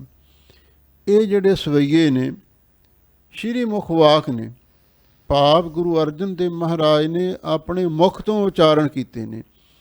ਜਿਹੜੇ ਗੁਰੂ ਦੇ ਮੁਖ ਤੋਂ ਉਚਾਰਨ ਹੁੰਦੇ ਨੇ ਉਹਨਾਂ ਨੂੰ ਸ਼੍ਰੀ ਮੁਖ ਬਾਕ ਆਖਿਆ ਜਾਂਦਾ। ਜਿਵੇਂ ਗ੍ਰੰਥੀ ਸਿੰਘ ਜਦੋਂ ਹੁਕਮਨਾਮਾ ਲੈਂਦੇ ਨੇ ਉਸ ਨੂੰ ਵੀ ਸ਼੍ਰੀ ਮੁਖ ਵਾਕ ਆਖਿਆ ਜਾਂਦਾ। ਭਾਵ ਗੁਰੂ ਦੇ ਮੁਖ ਤੋਂ ਨਿਕਲਿਆ ਹੋਇਆ ਸ਼ਬਦ ਉਹਨੂੰ ਸ਼੍ਰੀ ਮੁਖ ਵਾਕ ਆਖਦੇ ਨੇ। ਮਹੱਲਾ ਪੰਜਵਾਂ। ਪੰਜਵੇਂ ਪਾਤਸ਼ਾਹ ਗੁਰੂ ਅਰਜਨ ਦੇਵ ਮਹਾਰਾਜ ਸੱਚੇ ਪਾਤਸ਼ਾਹ ਦੇ ਇਹ ਸ਼੍ਰੀ ਮੁਖ ਬਾਕ ਨੇ। ਗੁਰੂ ਮਹਾਰਾਜ ਦੇ ਉਚਾਰਨ ਕੀਤੇ ਹੋਏ ਇਹ ਪਵਿੱਤਰ ਸਵਈਏ ਨੇ। ਹੁਣ ਅੱਗੇ ਉਹਨਾਂ ਸਵਈਆਂ ਦਾ ਆਰੰਭ ਹੋ ਰਿਹਾ ਹੈ। ਧੰਨ ਧੰਨ ਸ਼੍ਰੀ ਗੁਰੂ ਅਰਜਨ ਦੇਵ ਮਹਾਰਾਜ ਸੱਚੇ ਪਾਤਸ਼ਾਹ ਗੁਰੂ ਨਾਨਕ ਸਾਹਿਬ ਸੱਚੇ ਪਾਤਸ਼ਾਹ ਦੀ ਗੁਰੂ ਪਰਮੇਸ਼ਰ ਦੀ ਪਾਰ ਬ੍ਰਹਮ ਪਰਮੇਸ਼ਰ ਰੂਪ ਕਰਕੇ ਉਸਤ ਉਚਾਰਨ ਕਰਨ ਲੱਗੇ ਨੇ ਅਤੇ ਨਾਲ ਉਹਨਾਂ ਭੱਟਾਂ ਨੂੰ ਉਪਦੇਸ਼ ਦੇ ਰਹੇ ਨੇ ਅਤੇ ਉਹਨਾਂ ਨੂੰ ਵੀ ਇਹ ਗੱਲ ਸਮਝਾ ਰਹੇ ਨੇ ਬਈ ਤੁਸੀਂ ਗੁਰੂ ਨਾਨਕ ਸਾਹਿਬ ਨੂੰ ਪਾਰ ਬ੍ਰਹਮ ਦਾ ਸਰੂਪ ਜਾਣ ਕੇ ਉਹਨਾਂ ਦੀ ਉਸਤਤ ਕਰਨੀ ਹੈ। ਅਤੇ ਆਪ ਸੰਗਤਾਂ ਪਾਵਨ ਸ਼੍ਰੀ ਮੁਖ ਵਾਕ ਸਵਈਆਂ ਦੀ ਕਥਾ ਸਰਵਣ ਕਰੋ ਅਤੇ ਇੱਕ ਵਾਰ ਪਿਆਰ ਦੇ ਨਾਲ ਆਖੋ ਸਤਿਨਾਮ ਸ੍ਰੀ ਵਾਹਿਗੁਰੂ ਸਾਹਿਬ ਜੀਓ। ਆਦ ਆਦ ਪੁਰਖ ਕਰਤਾਰ ਕਰਨ ਕਾਰਨ ਸਭ ਆਪੇ। ਗੁਰੂ ਅਰਜਨ ਦੇਵ ਮਹਾਰਾਜ ਸੱਚੇ ਪਾਤਸ਼ਾਹ ਫਰਮਾਉਂਦੇ ਹਨ, ਆਦ ਪੁਰਖ ਕਰਤਾਰ। ਉਹ ਕਰਤਾਰ, ਕਰਤਾ ਪੁਰਖ ਵਾਹਿਗੁਰੂ ਆਦ ਪੁਰਖ ਹੈ। ਆਦ ਪੁਰਖ ਉਸ ਨੂੰ ਕਹਿੰਦੇ ਨੇ। ਜਦੋਂ ਸੰਸਾਰ ਨਹੀਂ ਸੀ ਬਣਿਆ, ਉਸ ਤੋਂ ਪਹਿਲਾਂ ਵੀ ਮੌਜੂਦ ਹੋਵੇ, ਉਹਨੂੰ ਆਦ ਪੁਰਖ ਕਹਿੰਦੇ ਨੇ। ਜਿਵੇਂ ਮੂਲ ਮੰਤਰ ਦੇ ਵਿੱਚ ਉਸ ਅਕਾਲ ਪੁਰਖ ਵਾਹਿਗੁਰੂ ਪਰਮੇਸ਼ਰ ਦੇ ਬਾਰੇ ਲਿਖਿਆ ਹੈ, ਆਦ ਸੱਚ ਜੁਗਾਦ ਸੱਚ ਹੈ ਪੀ ਸੱਚ ਨਾਨਕ ਹੋਸੀ ਪੀ ਸੱਚ। ਜੈਤ ਸ੍ਰੀ ਵਾਰ ਦੇ ਪਹਿਲੇ ਸ਼ਲੋਕ ਦੇ ਵਿੱਚ ਆਦ ਪੂਰਨ ਮੱਧ ਪੂਰਨ ਅੰਤ ਪੂਰਨ ਪਰਮੇਸ਼ਰ ਹੈ। ਆਦ ਪੂਰਨ ਤੇ ਇੱਥੇ ਆਦ ਪੁਰਖ ਸ਼ਬਦ ਵਰਤਿਆ। ਉਹ ਬਾਣੀ ਵੀ ਗੁਰੂ ਅਰਜਨ ਦੇਵ ਮਹਾਰਾਜ ਦੀ ਹੀ ਰਚਨਾ ਹੈ। ਆਦ ਪੁਰਖ ਕਰਤਾਰ, ਉਹ ਕਰਤਾ ਪੁਰਖ ਵਾਹਿਗੁਰੂ ਸਿਰਜਣਹਾਰ ਪ੍ਰਭੂ ਆਦ ਪੁਰਖ ਹੈ। ਸਭ ਤੋਂ ਪਹਿਲਾਂ ਉਹ ਅਕਾਲ ਪੁਰਖ ਵਾਹਿਗੁਰੂ ਪਰਮੇਸ਼ਰ ਸੀ। ਕਰਨ ਕਾਰਨ ਸਭ ਆਪੇ। ਫਿਰ ਜਿੰਨੇ ਵੀ ਸ੍ਰਿਸ਼ਟੀ ਰਚਨਾ ਦੇ ਕਾਰਨ ਸਨ, ਚਾਹੇ ਉਹ ਨਿਮਿਤ ਕਾਰਨ ਸਨ, ਚਾਹੇ ਉਪਾਦਾਨ ਕਾਰਨ ਸਨ। ਕੁਛ ਸ਼ਾਸਤਰਕਾਰਾਂ ਨੇ ਮਾਇਆ ਨੂੰ, ਅਗਿਆਨ ਨੂੰ ਸ੍ਰਿਸ਼ਟੀ ਦਾ ਕਾਰਨ ਮੰਨਿਆ। ਕਈਆਂ ਨੇ ਪਰਮਾਣੂਆਂ ਤੋਂ ਸ੍ਰਿਸ਼ਟੀ ਪੈਦਾ ਹੋਈ ਮੰਨੀ ਹੈ। ਮੁਸਲਮਾਨ ਬਾਬਾ ਆਦਮ ਤੋਂ, ਅੰਮਾ ਹਵਾ ਤੋਂ ਆਦਮ ਸ੍ਰਿਸ਼ਟੀ ਪੈਦਾ ਹੋਈ ਆਖਦੇ ਨੇ। ਕਈ ਲੋਕ ਕਹਿੰਦੇ ਨੇ ਬ੍ਰਹਮਾ ਨੇ ਸ੍ਰਿਸ਼ਟੀ ਨੂੰ ਪੈਦਾ ਕੀਤਾ। ਸੋ ਰਹੋ ਵਿਚਾਰ। ਪਰ ਗੁਰੂ ਮਹਾਰਾਜ ਸੱਚੇ ਪਾਤਸ਼ਾਹ ਨੇ ਇਹ ਸਾਰਾ ਭੇਦ ਖਤਮ ਕਰਨ ਦੇ ਲਈ ਕਹਿ ਦਿੱਤਾ, ਕਰਨ ਕਾਰਨ ਪ੍ਰਭ ਏਕ ਹੈ ਦੂਸਰ ਨਾਹੀਂ ਕੋਈ। ਕਰਨ ਕਾਰਨ ਸਭ ਆਪੇ। ਸਾਰੇ ਕਾਰਨਾਂ ਨੂੰ ਪੈਦਾ ਕਰਨ ਵਾਲਾ ਉਹ ਆਪ ਅਕਾਲ ਪੁਰਖ ਵਾਹਿਗੁਰੂ ਪਰਮੇਸ਼ਰ ਹੈ। ਸਰਬ ਰਹਿਓ ਭਰਪੂਰ ਸਗਲ ਘਟ ਰਹਿਓ ਵਿਆਪੇ। ਫਿਰ ਉਹ ਵਾਹਿਗੁਰੂ ਹੈ ਕਿੱਥੇ? ਗੁਰੂ ਅਰਜਨ ਦੇਵ ਮਹਾਰਾਜ ਸੱਚੇ ਪਾਤਸ਼ਾਹ ਫਰਮਾਉਂਦੇ ਨੇ, ਸਰਬ ਰਹਿਓ ਭਰਪੂਰ। ਉਹ ਅਕਾਲ ਪੁਰਖ ਵਾਹਿਗੁਰੂ ਸਾਰੇ ਥਾਵਾਂ ਤੇ ਜ਼ਰੇ ਜ਼ਰੇ ਵਿੱਚ ਪਰਿਪੂਰਨ ਹੋ ਰਿਹਾ ਹੈ। ਸੋ ਅੰਤਰ ਸੋ ਬਾਹਰ ਅਨੰਤ ਘਟ ਘਟ ਵਿਆਪ ਰਿਹਾ ਭਗਵੰਤ। ਤਾਰਨ ਮਾਹੇ ਆਕਾਸ ਪਿਆਲ ਸਰਬ ਲੋਕ ਪੂਰਨ ਪ੍ਰਤਪਾਲ। ਬਾਣ ਤੈਣ ਪਰਬਤ ਹੈ ਪਾਰ ਬ੍ਰਹਮ ਜੈਸੀ ਆਗਿਆ ਤੈਸਾ ਕਰਮ। ਪੌਣ ਪਾਣੀ ਬੈ ਸੰਤਰ ਮਾਹੇ ਚਾਰ ਕੁੰਡ ਦਹਿ ਦਿਸੇ ਸਮਾਹੇ। ਮੁੱਖ ਦੀ ਗੱਲ ਸਤਿਗੁਰੂ ਨੇ ਇਹ ਫੈਸਲਾ ਕਰ ਦਿੱਤਾ, ਤਿਸ ਤੇ ਪੈਨ ਨਹੀਂ ਕੋਠਾਓ। ਕੋਈ ਇਹੋ ਜਿਹੀ ਜਗ੍ਹਾ ਨਹੀਂ ਜਿੱਥੇ ਪਰਮੇਸ਼ਰ ਨਹੀਂ ਹੈ। ਘਟ ਘਟ ਮੈਂ ਹਰ ਜੂ ਬਸੈ। ਘਟਾਂ ਘਟਾਂ ਵਿੱਚੋਂ ਵਾਹਿਗੁਰੂ ਵਸ ਰਿਹਾ ਹੈ। ਤਿਸ ਤੇ ਪੈਨ ਨਹੀਂ ਕੋ ਠਾਓ ਗੁਰ ਪ੍ਰਸਾਦ ਨਾਨਕ ਸੁਖ ਪਾਓ। ਸਰਬ ਰਹਿਓ ਭਰਪੂਰ। ਉਹ ਵਾਹਿਗੁਰੂ ਸਾਰਿਆਂ ਵਿੱਚ, ਸਭ ਦੇਸ਼ ਕਾਲ ਵਸਤੂ ਰੂਪ ਸੰਸਾਰ ਦੇ ਵਿੱਚ ਉਹ ਵਾਹਿਗੁਰੂ ਪਰਿਪੂਰਨ ਹੋ ਰਿਹਾ ਹੈ। ਸਗਲ ਘਟ ਰਹਿਓ ਵਿਆਪੇ। ਜਿੰਨੇ ਘਟ ਜੀਵ ਨੇ, ਜਿੰਨੇ ਸਰੀਰ ਨੇ, ਸਾਰਿਆਂ ਦੇ ਵਿੱਚ ਹੀ ਵਾਹਿਗੁਰੂ ਪਰਮੇਸ਼ਰ ਵਿਆਪੇ ਦਾ ਅਰਥ ਹੈ ਉਹ ਪਰਿਪੂਰਨ ਹੋ ਰਿਹਾ ਹੈ। ਵਿਆਪਤ ਦੇਖੀਐ ਜਗਤ ਜਾਣੈ ਕੌਣ ਤੇਰੀ ਗਤ। ਗੁਰੂ ਅਰਜਨ ਦੇਵ ਮਹਾਰਾਜ ਸੱਚੇ ਪਾਤਸ਼ਾਹ ਫਰਮਾਉਂਦੇ ਨੇ, ਵਿਆਪਤ ਦੇਖੀਐ ਜਗਤ। ਉਹ ਵਾਹਿਗੁਰੂ ਸਾਰੇ ਸੰਸਾਰ ਦੇ ਵਿੱਚ ਵਿਆਪਤ ਦਾ ਅਰਥ ਹੈ ਪਰਿਪੂਰਨ ਹੋਇਆ ਦੇਖੀਦਾ ਹੈ। ਕਿ ਸਰਬੱਤਰ ਦਿਸ ਹੈ, ਕਿ ਸਰਬੱਤਰ ਭੇਸ ਹੈ, ਕਿ ਸਰਬੱਤਰ ਕਲ ਹੈ, ਕਿ ਸਰਬੱਤਰ ਪਲ ਹੈ। ਸਾਰੇ ਸੰਸਾਰ ਵਿੱਚ ਵਾਹਿਗੁਰੂ ਨੂੰ ਪਰਿਪੂਰਨ ਹੋਇਆ ਦੇਖੀਦਾ ਹੈ। ਜਾਣੈ ਕੌਣ ਤੇਰੀ ਗਤ। ਹਜ਼ੂਰ ਉਸ ਨੂੰ ਸੰਬੋਧਨ ਹੋ ਕੇ ਕਹਿ ਰਹੇ ਨੇ, ਹੇ ਵਾਹਿਗੁਰੂ ਤੇਰੀ ਅਗਮ ਅਗਾਧ ਗਤੀ ਨੂੰ ਕੌਣ ਜਾਣ ਸਕਦਾ ਹੈ? ਕੋਈ ਵੀ ਨਹੀਂ ਜਾਣ ਸਕਦਾ। ਗੁਰੂ ਤੇਗ ਬਹਾਦਰ ਸਾਹਿਬ ਜੀ ਦੇ ਬਚਨ ਨੇ, ਹਰ ਕੀ ਗਤ ਨਹਿ ਕੋ ਜਾਣੈ ਜੋਗੀ ਜਤੀ ਤਪੀ ਪਚ ਹਾਰੇ ਅਰ ਬਹੁ ਲੋਕ ਸਿਆਣੇ। ਉਸ ਵਾਹਿਗੁਰੂ ਦੀ ਅਗਮ ਅਗਾਧ ਗਤੀ ਨੂੰ ਕੋਈ ਵੀ ਨਹੀਂ ਜਾਣ ਸਕਦਾ। ਇਸੇ ਲਈ ਹਜ਼ੂਰ ਕਹਿੰਦੇ ਨੇ, ਸਰਬ ਕੀ ਰਖਿਆ ਕਰੈ। ਉਹ ਅਕਾਲ ਪੁਰਖ ਵਾਹਿਗੁਰੂ ਸਾਰੇ ਜੀਵਾਂ ਦੀ ਰਖਿਆ ਕਰਦਾ ਹੈ। ਤਿੱਥੈ ਤੂੰ ਸਮਰੱਥ ਜਿੱਥੈ ਕੋਇ ਨਾਹੇ, ਉਥੈ ਤੇਰੀ ਰਖ ਅਗਨੀ ਉਦਰ ਮਾਹੇ। ਸੁਣ ਕੈ ਜਮ ਕੇ ਦੂਤ ਨਾਏ ਤੇਰਾ ਛੱਡ ਜਾਹੇ। ਰੋਗਨ ਤੇ ਅਰ ਸੋਗਨ ਤੇ ਜਲ ਜੋਗਨ ਤੇ ਬੋ ਪਾਂਤ ਬਚਾਵੇ। ਵਾਹਿਗੁਰੂ ਹਰ ਪ੍ਰਕਾਰ ਸਾਰੇ ਜੀਵਾਂ ਦੀ ਰੱਖਿਆ ਕਰਦਾ ਹੈ। ਆਪੇ ਹਰ ਪਤ ਉਹ ਵਾਹਿਗੁਰੂ ਆਪ ਹੀ ਸਾਰਿਆਂ ਦਾ ਪਤੀ ਸੁਆਮੀ ਮਾਲਕ ਹੈ। ਅਬਨਾਸੀ ਅਬਗਤ ਆਪੇ ਆਪ ਉਤਪਤ। ਉਹ ਵਾਹਿਗੁਰੂ ਅਬਨਾਸੀ ਨਾਸ ਤੋਂ ਰਹਿਤ ਹੈ। ਅਵਗਤ ਗਤ ਉਸ ਦੀ ਪ੍ਰਾਪਤੀ ਅਬ ਕਠਨ ਹੈ। ਅਵਗਤ ਦਾ ਅਰਥ ਅਵਿਆਕਤ ਸਰੂਪ ਵੀ ਕੀਤਾ। ਭਾਵ ਜਿਸ ਦਾ ਸਾਡੇ ਵਰਗਾ ਪਸ਼ੂ ਪੰਛੀ ਵਰਗਾ ਵੀ ਜਿਸ ਦਾ ਕੋਈ ਸਰੀਰ ਨਹੀਂ ਹੈ, ਉਹਨੂੰ ਅਵਗਤ ਕਹਿੰਦੇ ਨੇ। ਅਵਿਆਕਤ ਸਰੂਪ, ਵਿਅਕਤੀ ਤੋਂ ਰਹਿਤ। ਉਹ ਵਾਹਿਗੁਰੂ ਅਬਨਾਸ਼ੀ ਹੈ ਤੇ ਅਵਿਆਕਤ ਸਰੂਪ ਹੈ। ਆਪੇ ਆਪ ਉਤਪਤ, ਆਪਣੇ ਆਪ ਨੂੰ ਉਸ ਵਾਹਿਗੁਰੂ ਨੇ ਆਪ ਹੀ ਉਤਪਤ ਪੈਦਾ ਕੀਤਾ। ਸਾਰਾ ਸੰਸਾਰ ਵਾਹਿਗੁਰੂ ਨੇ ਬਣਾਇਆ ਹੈ, ਪਰ ਉਸ ਨੂੰ ਕਿਸ ਨੇ ਪੈਦਾ ਕੀਤਾ ਹੈ?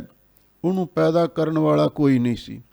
ਆਪਾਂ ਜਪਜੀ ਸਾਹਿਬ ਬਾਣੀ ਪੜ੍ਹਦੇ ਹਾਂ ਨਾ, ਉਸ ਵਿੱਚ ਗੁਰੂ ਨਾਨਕ ਸਾਹਿਬ ਜੀ ਨੇ ਇਹ ਫਰਮਾਇਆ ਹੈ, ਥਾਪਿਆ ਨਾ ਜਾਏ ਕੀਤਾ ਨਾ ਹੋਏ, ਆਪੇ ਆਪ ਨਿਰੰਜਨ ਸੋਏ। ਸ੍ਰੀ ਆਸਾ ਜੀ ਦੀ ਵਾਰ ਦੀ ਪਹਿਲੀ ਪੌੜੀ ਵਿੱਚ ਵੀ ਇਸੇ ਸਿਧਾਂਤ ਨੂੰ ਉਜਾਗਰ ਕੀਤਾ ਹੈ। ਆਪੀ ਨੇ ਆਪ ਸਾਜਿਓ ਆਪੀ ਨੇ ਰਚਿਓ ਨਾਉ। ਆਪੀ ਨੇ ਆਪ ਸਾਜਿਓ, ਉਸ ਵਾਹਿਗੁਰੂ ਨੇ ਆਪਣੇ ਆਪ ਨੂੰ ਆਪ ਤੋਂ ਹੀ ਸਾਜਿਆ ਹੈ। ਭਾਵ ਉਸ ਨੂੰ ਪੈਦਾ ਕਰਨ ਵਾਲਾ ਕੋਈ ਹੋਰ ਨਹੀਂ ਹੈ। ਆਪੇ ਆਪ ਉਤਪਤ, ਆਪਣੇ ਆਪ ਹੀ ਵਾਹਿਗੁਰੂ ਨੇ ਆਪ ਨੂੰ ਪ੍ਰਗਟ ਕੀਤਾ ਹੈ। ਏਕੈ ਤੂ ਹੀ ਏਕੈ ਅਨ ਨਾਹੀ ਤੁਮ ਭਤ। ਇਹ ਵਾਹਿਗੁਰੂ ਜੀ ਇੱਕੋ ਤੂੰ ਹੀ ਪਿੱਛੇ ਸੀ, ਇੱਕੋ ਤੂੰ ਹੁਣ ਹੈ ਤੇ ਅੱਗੇ ਨੂੰ ਵੀ ਤੂੰ ਇੱਕੋ ਹੀ ਹੋਵੇਂਗਾ। ਆਦਿ ਪੂਰਨ ਮੱਧ ਪੂਰਨ ਅੰਤ ਪੂਰਨ ਪਰਮੇਸ਼ਰ ਹੈ। ਅਨ ਨਾਹੀ ਤੁਮ ਭਤ, ਤੁਮ ਭਤ ਦਾ ਅਰਥ ਹੈ ਤੇਰੇ ਵਰਗਾ ਹੋਰ ਕੋਈ ਨਹੀਂ ਹੈ ਤੇ ਨਾ ਹੀ ਕਦੀ ਹੋਵੇਗਾ। ਹਰ ਅੰਤ ਨਾਹੀ ਪਾਰਾਵਾਰ, ਕੌਣ ਹੈ ਕਰੈ ਵਿਚਾਰ। हे ਵਾਹਿਗੁਰੂ ਜੀ, ਤੇਰੇ ਪਾਰਾਵਾਰ ਔਰ ਵਾਰ ਪਾਰ ਦਾ ਕੋਈ ਅੰਤ ਨਹੀਂ ਜਾਣ ਸਕਦਾ। ਵੱਡੇ ਮੇਰੇ ਸਾਹਿਬਾ ਗਹਿਰ ਗੰਭੀਰਾ ਗੁਣੀ ਗਹੀਰਾ, ਕੋਈ ਨਾ ਜਾਣੈ ਤੇਰਾ ਕੀਤਾ ਕੇਵੜ ਚੀਰਾ। ਤੇਰੇ ਔਰ ਵਾਰ ਪਾਰ ਦਾ, ਉਰਲੇ ਤੇ ਪਰਲੇ ਕੰਢੇ ਦਾ, ਕਿੱਥੋਂ ਸ਼ੁਰੂ ਹੋਣਾ ਕਿੱਥੇ ਜਾ ਕੇ ਮੁੱਕਦਾ, ਇਹਦਾ ਕੋਈ ਅੰਤ ਨਹੀਂ ਜਾਣ ਸਕਦਾ। ਕੌਣ ਹੈ ਕਰੇ ਵਿਚਾਰ, ਕਿਹੜਾ ਕੌਣ ਹੈ ਇਹੋ ਜਿਹਾ ਬੰਦਾ ਦੁਨੀਆ ਦੇ ਵਿੱਚ ਜਿਹੜਾ ਉਸ ਵਾਹਿਗੁਰੂ ਪਰਮੇਸ਼ਰ ਦੇ ਉਰਵਾਰ ਪਾਰ ਦੀ ਕੋਈ ਵਿਚਾਰ ਕਰ ਸਕਦਾ ਹੋਵੇ। ਭਾਵ ਕੋਈ ਵੀ ਨਹੀਂ ਹੈ। ਜਗਤ ਪਿਤਾ ਹੈ ਸਰਬ ਪ੍ਰਾਣ ਕੋ ਆਧਾਰ। ਇਹ ਵਾਹਿਗੁਰੂ ਤੂੰ ਸਾਰੇ ਸੰਸਾਰ ਦਾ ਪਿਤਾ ਹੈ, ਸਿਰਜਨਹਾਰ ਹੈ। ਹਰ ਆਪੇ ਮਾਤਾ ਆਪੇ ਪਿਤਾ, ਜਨ ਜੀਓ ਪਾਏ ਜਗਤ ਦਿਖਾਇਆ। ਸਰਬ ਪ੍ਰਾਣ ਕੋ ਆਧਾਰ ਹੈ ਵਾਹਿਗੁਰੂ ਜੀ, ਤੁਸੀਂ ਸਾਰਿਆਂ ਦੇ ਪ੍ਰਾਣਾਂ ਦਾ ਆਸਰਾ ਹੋ। ਜਨ ਨਾਨਕ ਭਗਤ ਦਰ, ਤੁਲ ਬ੍ਰਹਮ ਸੰਸਾਰ। ਲੋ ਗੁਰੂ ਅਰਜਨ ਦੇਵ ਮਹਾਰਾਜ ਸੱਚੇ ਪਾਤਸ਼ਾਹ ਫਰਮਾਉਂਦੇ ਨੇ, ਜਨ ਨਾਨਕ ਭਗਤ ਦਰ। ਹੇ ਵਾਹਿਗੁਰੂ ਜੀ, ਗੁਰੂ ਨਾਨਕ ਸਾਹਿਬ ਸੱਚੇ ਪਾਤਸ਼ਾਹ ਆਪ ਜੀ ਦੇ ਦਰ ਦੇ ਜਨ ਦਾਸ ਤੇ ਭਗਤ ਹਨ।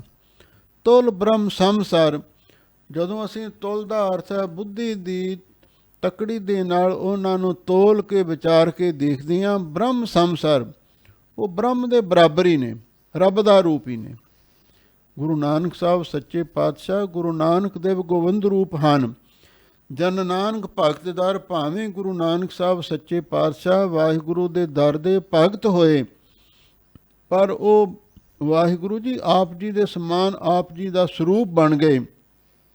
ਇਸੇ ਲਈ ਅਸੀਂ ਉਹਨਾਂ ਨੂੰ, ਗੁਰੂ ਪਰਮੇਸ਼ਰ ਨੂੰ ਪਾਰ ਬ੍ਰਹਮ ਦਾ ਸਰੂਪ ਜਾਣਦੇ ਹਾਂ। ਏਕ ਜਿਹੀ ਕਿਆ ਬਖਾਨੈ। ਇੱਕ ਜੀਵ ਜ਼ਬਾਨ ਤੋਂ ਗੁਰੂ ਨਾਨਕ ਸਾਹਿਬ ਦੀ ਮਹਿਮਾ ਅਸੀਂ ਕੀ ਬਿਆਨ ਕਰ ਸਕਦੇ ਹਾਂ, ਨਹੀਂ ਕਰ ਸਕਦੇ।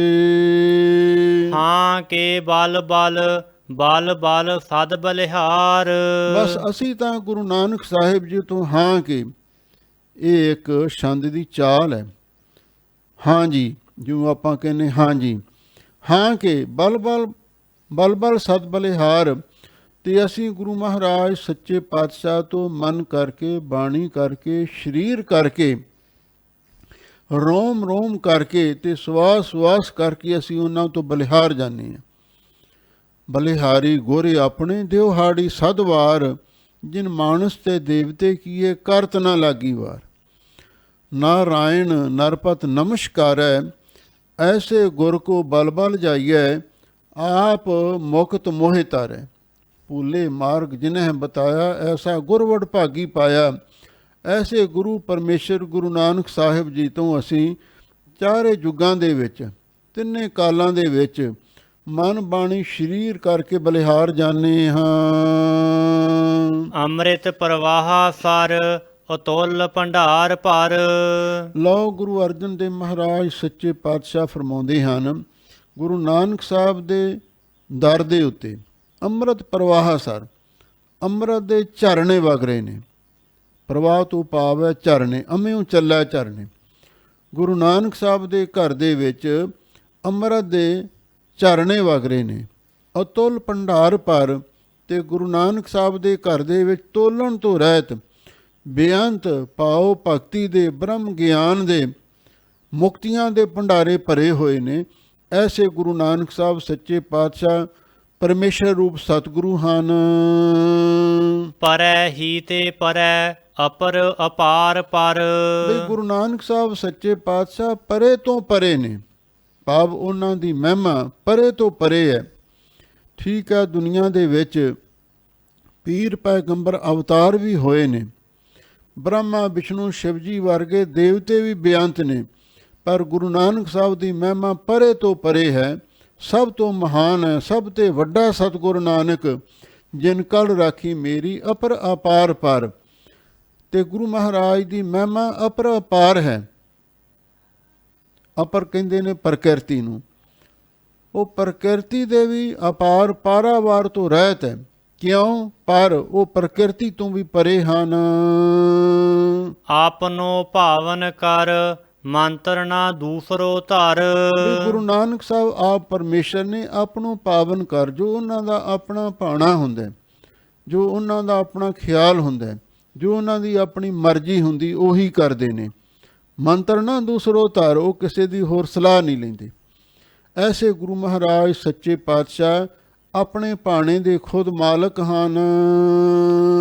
ਓਪਤ ਪਰ ਲੋ, ਏਕੈ ਨਿਮਖ ਤੋ ਘਰ। ਗਰੀਬ ਨਿਵਾਜ ਸਤਿਗੁਰੂ ਜੀ ਸੰਬੋਧਨ ਕਰਕੇ ਕਹਿੰਦੇ ਨੇ, ਓਪਤ ਪਰ ਲੋ ਏਕੈ ਨਿਮਖ ਤੋ ਘਰ।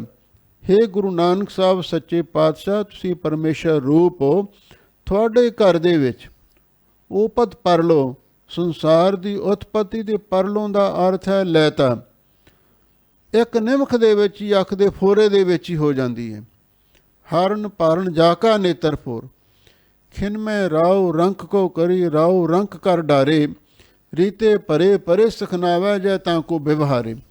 ਵਾਹਿਗੁਰੂ ਜਦੋਂ ਮਰਜੀ ਚਾਹੇ ਸੰਸਾਰ ਬਣਾ ਸਕਦਾ ਹੈ ਤੇ ਉਸ ਨੂੰ ਢਾ ਸਕਦਾ ਹੈ। ਆਨ ਨਾਹੀ ਸੰਸਰ, ਉਜਿਆਰੋ ਨਿਰਮਰ। ਇਹ ਵਾਹਿਗੁਰੂ ਜੀ ਆਪ ਜੀ ਦੇ ਸੰਸਰ ਦਾ ਅਰਥ ਹੈ ਬਰਾਬਰ, ਆਨ ਹੋਰ ਕੋਈ ਵੀ ਨਹੀਂ ਹੋ ਸਕਦਾ। ਗੁਰ ਜੈਸਾ ਨਾਹੀ ਕੋ ਦੇਵ, ਉਜਿਆਰੋ ਨਿਰਮਰ।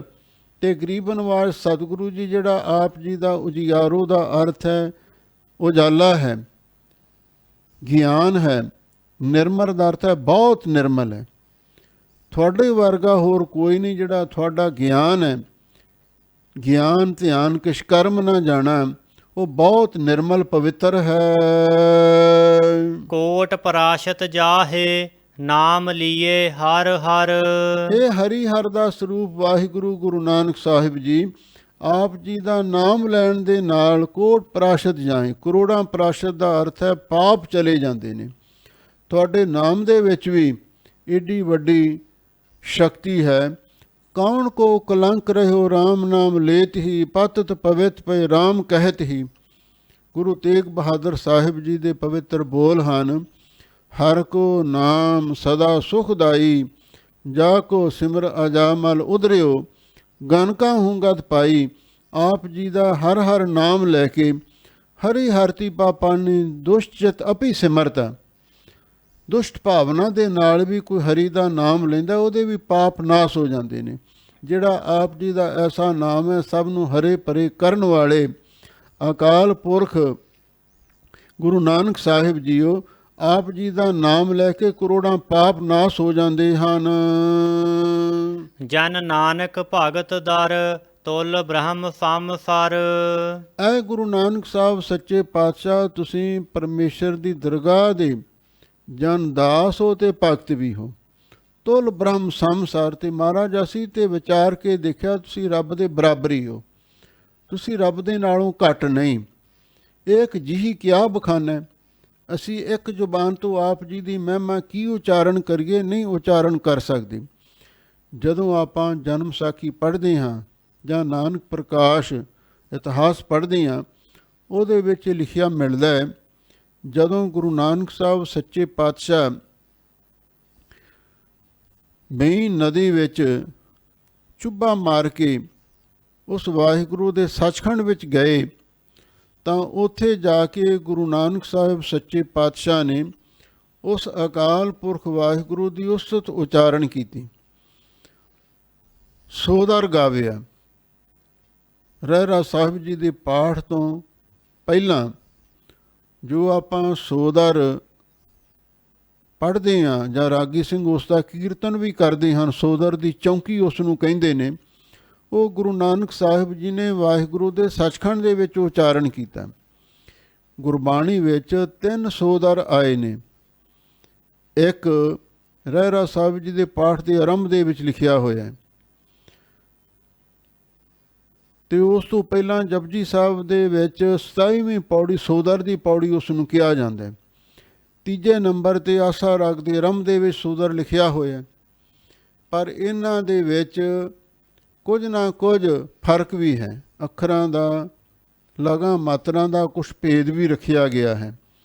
ਇਹ 3 ਵਾਰੀ ਸੋਦਰ ਗੁਰੂ ਮਹਾਰਾਜ ਨੇ ਉਚਾਰਨ ਕੀਤੇ ਨੇ, ਅਤੇ ਜਿਹੜਾ ਰਹਿਰਾਸ ਸਾਹਿਬ ਵਾਲਾ ਸੋਦਰ ਹੈ ਉਹ ਵਾਹਿਗੁਰੂ ਦੇ ਸਨਮੁਖ ਸੱਚਖੰਡ ਦੇ ਵਿੱਚ ਉਚਾਰਨ ਕੀਤਾ। ਦੂਜਾ ਸੋਦਰ ਆਸਾ ਰਾਗ ਵਾਲਾ ਬੇਬੇ ਨਾਨਕੀ ਜੀ ਦੇ ਪ੍ਰਥਾਈ ਉਚਾਰਨ ਕੀਤਾ ਗਿਆ ਸੀ, ਅਤੇ ਜਿਹੜਾ ਜਪਜੀ ਸਾਹਿਬ ਵਾਲਾ ਸੋਦਰ ਹੈ ਉਹ ਸਿੱਧਾਂ ਦੇ ਪ੍ਰਥਾਈ ਉਚਾਰਨ ਹੋਇਆ। ਇਸ ਤਰ੍ਹਾਂ ਮਹਾਂਪੁਰਖ ਵਿਚਾਰ ਦੱਸਦੇ ਸਨ ਵੀ ਹੁਣ ਜਦੋਂ ਗੁਰੂ ਨਾਨਕ ਸਾਹਿਬ ਸੱਚੇ ਪਾਤਸ਼ਾਹ ਨੇ ਅਕਾਲ ਪੁਰਖ ਵਾਹਿਗੁਰੂ ਦੀ ਉਸਤਤ ਉਚਾਰਨ ਕੀਤੀ, ਅਤੇ ਅਕਾਲ ਪੁਰਖ ਵਾਹਿਗੁਰੂ ਨੇ ਪ੍ਰਸੰਨ ਹੋ ਕੇ ਬਚਨ ਕੀਤਾ, ਤੁਸੀਂ ਜੋ ਵੀ ਇੱਛਾ ਹੈ ਮੰਗੋ। ਅਤੇ ਗੁਰੂ ਨਾਨਕ ਸਾਹਿਬ ਸੱਚੇ ਪਾਤਸ਼ਾਹ ਨੇ ਕੀ ਮੰਗਿਆ? ਤੂੰ ਪ੍ਰਭ ਦਾਤਾ ਦਾਨ ਮਤ ਪੂਰਾ, ਹਮ ਥਾਰੇ ਭਿਖਾਰੀ ਜੀਓ, ਮੈਂ ਕਿਆ ਮੰਗੋ ਕਿ ਸਿਰ ਨਾ ਰਹਾਈ, ਹਰ ਦੀਜੈ ਨਾਮ ਪਿਆਰੀ ਜੀਓ। ਮਹਾਰਾਜ ਤੁਸੀਂ ਧੁਰ ਦਰਗਾਹ ਤੋਂ ਨਾਮ ਦੀ ਦਾਤ ਬਖਸ਼ਿਸ਼ ਕਰੋ, ਵਿਸਰ ਨਾਹੀਂ ਦਾਤਾਰ ਆਪਣਾ ਨਾਮ ਦੇਹੋ, ਗੁਣ ਗਾਵਾਂ ਦਿਨ ਰਾਤ ਨਾਨਕ ਚਾਓ ਇਹੋ। ਵਾਹਿਗੁਰੂ ਬੜਾ ਪ੍ਰਸੰਨ ਹੋਇਆ। ਉਸ ਵੇਲੇ ਅਕਾਲ ਪੁਰਖ ਵਾਹਿਗੁਰੂ ਪਰਮੇਸ਼ਰ ਨੇ ਆ ਜਿਹੜਾ ਉੱਪਰ ਮਹਾ ਮੰਤਰ ਆਇਆ ਅਤੇ ਮੂਲ ਮੰਤਰ ਉਚਾਰਨ ਕੀਤਾ, ਅਤੇ ਨਾਲ ਵਾਹਿਗੁਰੂ ਮੰਤਰ ਦ੍ਰਿੜ ਕਰਵਾਇਆ। ਇਹ ਧੁਰ ਦਰਗਾਹ ਤੋਂ ਅਕਾਲ ਪੁਰਖ ਪਾਸੋਂ ਗੁਰੂ ਨਾਨਕ ਸਾਹਿਬ ਮੂਲ ਮੰਤਰ ਅਤੇ ਗੁਰ ਮੰਤਰ ਲੈ ਕੇ ਆਏ, ਅਤੇ ਫਿਰ ਜਦੋਂ ਆਉਣ ਲੱਗੇ ਅਕਾਲ ਪੁਰਖ ਵਾਹਿਗੁਰੂ ਨੇ ਇਹ ਆਸ਼ੀਰਵਾਦ ਦਿੱਤਾ, ਮੈਂ ਪਾਰ ਬ੍ਰਹਮ ਪਰਮੇਸ਼ਰ, ਤੁਸੀਂ ਗੁਰੂ ਪਰਮੇਸ਼ਰ ਹੋਏ। ਤੁਸੀਂ ਹੁਣ ਮਾਤ ਲੋਕ ਵਿੱਚ ਜਾਓ, ਜਿਹੜਾ ਤੁਹਾਡੀ ਸ਼ਰਨ ਆਵੇਗਾ ਉਹਦੀ ਕਲਿਆਣ ਹੋ ਜਾਵੇਗੀ। ਜਿਸ ਉੱਤੇ ਗੁਰੂ ਦਾ ਕਰਮ ਉਸ ਉੱਤੇ ਮੇਰਾ ਕਰਮ, ਜਿਸ ਉੱਤੇ ਗੁਰੂ ਦੀ ਫਜ਼ਲ ਉਸ ਉੱਤੇ ਮੇਰਾ ਫਜ਼ਲ। ਜਿਸ ਨੂੰ ਗੁਰੂ ਚਰਨੀ ਲਾ ਲਵੇ ਅਤੇ ਮੈਂ ਉਸ ਨੂੰ ਆਪਣੇ ਚਰਨਾਂ ਵਿੱਚ ਨਿਵਾਸ ਦੇਵਾਂਗਾ। ਇਉਂ ਉਸ ਵਾਹਿਗੁਰੂ ਪਰਮੇਸ਼ਰ ਨੇ ਗੁਰੂ ਨਾਨਕ ਸਾਹਿਬ ਨੂੰ ਆਪਣੇ ਬਰਾਬਰ ਕਰ ਦਿੱਤਾ ਸੀ। ਉਸੇ ਸਿਧਾਂਤ ਨੂੰ ਮੁੱਖ ਰੱਖਦਿਆਂ ਹੋਇਆਂ ਗੁਰੂ ਅਰਜਨ ਦੇਵ ਮਹਾਰਾਜ ਸੱਚੇ ਪਾਤਸ਼ਾਹ ਕਹਿੰਦੇ ਨੇ, ਜਨ ਨਾਨਕ ਭਗਤ ਦਰ। ਹੇ ਗੁਰੂ ਨਾਨਕ ਸਾਹਿਬ ਸੱਚੇ ਪਾਤਸ਼ਾਹ, ਤੁਸੀਂ ਵਾਹਿਗੁਰੂ ਦੇ ਦਰ ਦੇ ਭਗਤ ਹੋ, ਦਾਸ ਹੋ। ਤੁਲ ਬ੍ਰਹਮ ਸੰਸਾਰ, ਪਰ ਅਸੀਂ ਵਿਚਾਰ ਕੇ ਦੇਖਿਆ ਤੁਸੀਂ ਪਰਮੇਸ਼ਰ ਦੇ ਬਰਾਬਰ ਹੀ ਹੋ। ਉਹਦਾ ਰੂਪ ਹੋ, ਉਹ ਪਾਰ ਬ੍ਰਹਮ ਪਰਮੇਸ਼ਰ ਹੈ, ਤੁਸੀਂ ਗੁਰੂ ਪਰਮੇਸ਼ਰ ਹੋ। ਇਸ ਲਈ ਤੁਹਾਡੀ ਮਹਿਮਾ ਕਥਨ ਤੋਂ ਬਾਹਰ ਹੈ। ਏਕ ਜਿਹੀ ਕਿਆ ਬਖਾਨੈ। ਮੇਰੀ ਇੱਕ ਜ਼ੁਬਾਨ ਆਪ ਜੀ ਦੀ ਮਹਿਮਾ ਨੂੰ ਕਿਵੇਂ ਬਿਆਨ ਕਰ ਸਕਦੀ ਹੈ। ਜਿਹਵਾ ਏਕ ਕਵਨ ਗੁਣ ਕਹੀ ਹੈ, ਬੇਸ਼ੁਮਾਰ ਬੇਅੰਤ ਸੁਆਮੀ ਤੇਰੋ ਅੰਤ ਨ ਕਿਨ ਹੀ ਲਹੀ ਹੈ। ਇੱਕ ਜ਼ੁਬਾਨ ਆਪ ਜੀ ਦੀ ਮਹਿਮਾ ਨੂੰ ਕੀ ਬਿਆਨ ਕਰ ਸਕਦੀ, ਨਹੀਂ ਕਰ ਸਕਦੀ। ਹਾਂ ਕੇ ਬਲ ਬਲ ਬਲ ਬਲ ਸਦ ਬਲਿਹਾਰ। ਹਾਂ ਕਿ ਜੀ ਹਾਂ, ਅਸੀਂ ਤਾਂ ਸਤਿਗੁਰੂ ਤੋਂ ਮਨ ਕਰਕੇ, ਬਾਣੀ ਕਰਕੇ, ਸਰੀਰ ਕਰਕੇ, ਸਵਾਸ ਸਵਾਸ ਕਰਕੇ, ਰੋਮ ਰੋਮ ਕਰਕੇ ਅਸੀਂ ਸਤਿਗੁਰੂ ਤੋਂ ਬਲਿਹਾਰ ਜਾਂਦੇ ਹਾਂ। ਚਾਰੇ ਯੁੱਗਾਂ ਵਿੱਚ ਅਤੇ ਦੇਸ਼ ਕਾਲ ਵਸਤੂ ਦੇ ਅੰਦਰ ਅਤੇ ਚਾਰ ਖਾਣੀਆਂ ਦੇ ਵਿੱਚ, ਚਾਰ ਬਾਣੀਆਂ ਦੇ ਵਿੱਚ ਵਾਹਿਗੁਰੂ ਨੂੰ ਹਾਜ਼ਰ ਨਾਜ਼ਰ ਵਿਆਪਕ ਸਮਝ ਕੇ ਅਸੀਂ ਉਸ ਤੋਂ ਬਲਿਹਾਰ ਜਾਂਦੇ ਹਾਂ। ਸਗਲ ਭਵਨ ਧਾਰੇ ਏਕ ਥੇ ਕੀਏ ਬਿਸਥਾਰੇ। ਹੇ ਵਾਹਿਗੁਰੂ ਜੀ, ਸਗਲ ਭਵਨ ਤਾਰੇ, ਜਿੰਨੇ ਭਵਨ ਤਬਕ ਨੇ, ਲੋਕ ਨੇ, ਉਹਨਾਂ ਨੂੰ ਤੁਸੀਂ ਹੀ ਧਾਰਨ ਕੀਤਾ ਹੋਇਆ। ਨਾਮ ਕੇ ਤਾਰੇ ਸਗਲੇ ਜੰਤ, ਨਾਮ ਕੇ ਤਾਰੇ ਖੰਡ ਬ੍ਰਹਿਮੰਡ, ਇਹ ਸਾਰੇ ਤੁਹਾਡੇ ਨਾਮ ਦੇ ਆਸਰੇ ਖੜੇ ਨੇ। ਏਕ ਥੇ ਕੀਏ ਵਿਸਤਾਰੇ, ਤੁਸੀਂ ਇੱਕ ਆਪਣੇ ਸਰੂਪ ਤੋਂ ਹੀ ਇਹਨਾਂ ਸਾਰਿਆਂ ਦਾ ਵਿਸਤਾਰ ਕੀਤਾ। ਜਿਵੇਂ ਬੀਜ ਤੋਂ ਬਿਰਛ ਬਣ ਜਾਂਦਾ ਹੈ, ਬੀਜ ਰੂਪ ਤਾਂ ਤੁਸੀਂ ਹੋ। ਤੁਸੀਂ ਸਾਰੇ ਭਵਨਾਂ ਦਾ ਅੱਗੇ ਪ੍ਰਚਾਰ ਤੇ ਪ੍ਰਸਾਰ ਕੀਤਾ ਹੈ। ਪੂਰ ਰਹਿਓ ਸਰਬ ਮਹਿ ਆਪ ਹੈ ਨਿਰਾਰੇ। ਹੇ ਵਾਹਿਗੁਰੂ ਜੀ, ਪੂਰ ਰਹੋ ਸਰਬ ਮੈਂ, ਤੁਸੀਂ ਸਾਰਿਆਂ ਦੇ ਵਿੱਚ ਹੀ ਪਰਿਪੂਰਨ ਹੋ ਰਹੇ ਹੋ, ਸਾਰਿਆਂ ਵਿੱਚ ਹੀ ਨਿਵਾਸ ਕਰ ਰਹੇ ਹੋ। ਆਪ ਹੈ ਨਿਰਾਰੇ, ਤੇ ਫਿਰ ਸਾਰਿਆਂ ਤੋਂ ਨਿਰਲੇਪ ਵੀ ਰਹਿੰਦੇ ਹੋ। ਗੁਰੂ ਤੇਗ ਬਹਾਦਰ ਸਾਹਿਬ ਜੀ ਦੇ ਬਚਨ ਨੇ, ਕਾਹੇ ਰੇ ਬਨ ਖੋਜਨ ਜਾਈ, ਸਰਬ ਨਿਵਾਸੀ ਸਦਾ ਅਲੇਪਾ, ਤੋਹੀ ਸੰਗ ਸਮਾਈ। ਉਹ ਵਾਹਿਗੁਰੂ ਸਾਰਿਆਂ ਵਿੱਚ ਵਸ ਵੀ ਰਿਹਾ ਹੈ ਤੇ ਸਾਰਿਆਂ ਤੋਂ ਨਿਰਲੇਪ ਵੀ ਰਹਿੰਦਾ ਹੈ। ਕਿਵੇਂ ਨਿਰਲੇਪ ਰਹਿੰਦਾ ਹੈ? ਪੂਪ ਮਧ ਜਿਉ ਬਾਸ ਬਸ ਹੈ, ਮੁਕਰ ਮਾਹੇ ਜੈਸੀ ਸ਼ਾਈ, ਤੈਸੇ ਹੀ ਹਰ ਬਸੇ ਨਿਰੰਤਰ, ਘਟ ਹੀ ਖੋਜੋ ਪਾਈ। ਗਰੀਬ ਨਵਾਜ਼ ਸਤਿਗੁਰੂ ਜੀ ਫਰਮਾਉਂਦੇ ਹਨ, ਜਿਵੇਂ ਫੁੱਲ ਦੇ ਵਿੱਚ ਮਹਿਕ ਸੁਗੰਧੀ ਨਿਵਾਸ ਕਰਦੀ ਹੈ, ਫੁੱਲ ਦਿਸਦਾ ਪਰ ਉਹਦੀ ਸੁਗੰਧੀ ਨਜ਼ਰ ਨਹੀਂ ਆਉਂਦੀ। ਮੁਕਰ ਮਾਹੇ ਜੈਸੇ ਸ਼ਾਈ, ਜਿਵੇਂ ਸ਼ੀਸ਼ੇ ਦੇ ਵਿੱਚ ਅਸੀਂ ਆਪਣਾ ਪਰਛਾਵਾਂ ਦੇਖਦੇ ਹਾਂ ਅਤੇ ਉਹ ਸ਼ੀਸ਼ਾ ਉਸ ਪਰਛਾਵੇਂ ਦੇ ਪ੍ਰਭਾਵ ਤੋਂ ਮੁਕਤ ਹੁੰਦਾ। ਇਸੇ ਤਰ੍ਹਾਂ ਵਾਹਿਗੁਰੂ ਸਭ ਦੇ ਅੰਦਰ ਵਸ ਵੀ ਰਿਹਾ ਹੈ ਤੇ ਫਿਰ ਸਭ ਤੋਂ ਨਿਰਲੇਪ ਵੀ ਹੈ। ਹਰ ਗੁਣ ਨਾਹੀ ਅੰਤ ਪਾਰੇ, ਜੀ ਜੰਤ ਸਭ ਥਾਰੇ।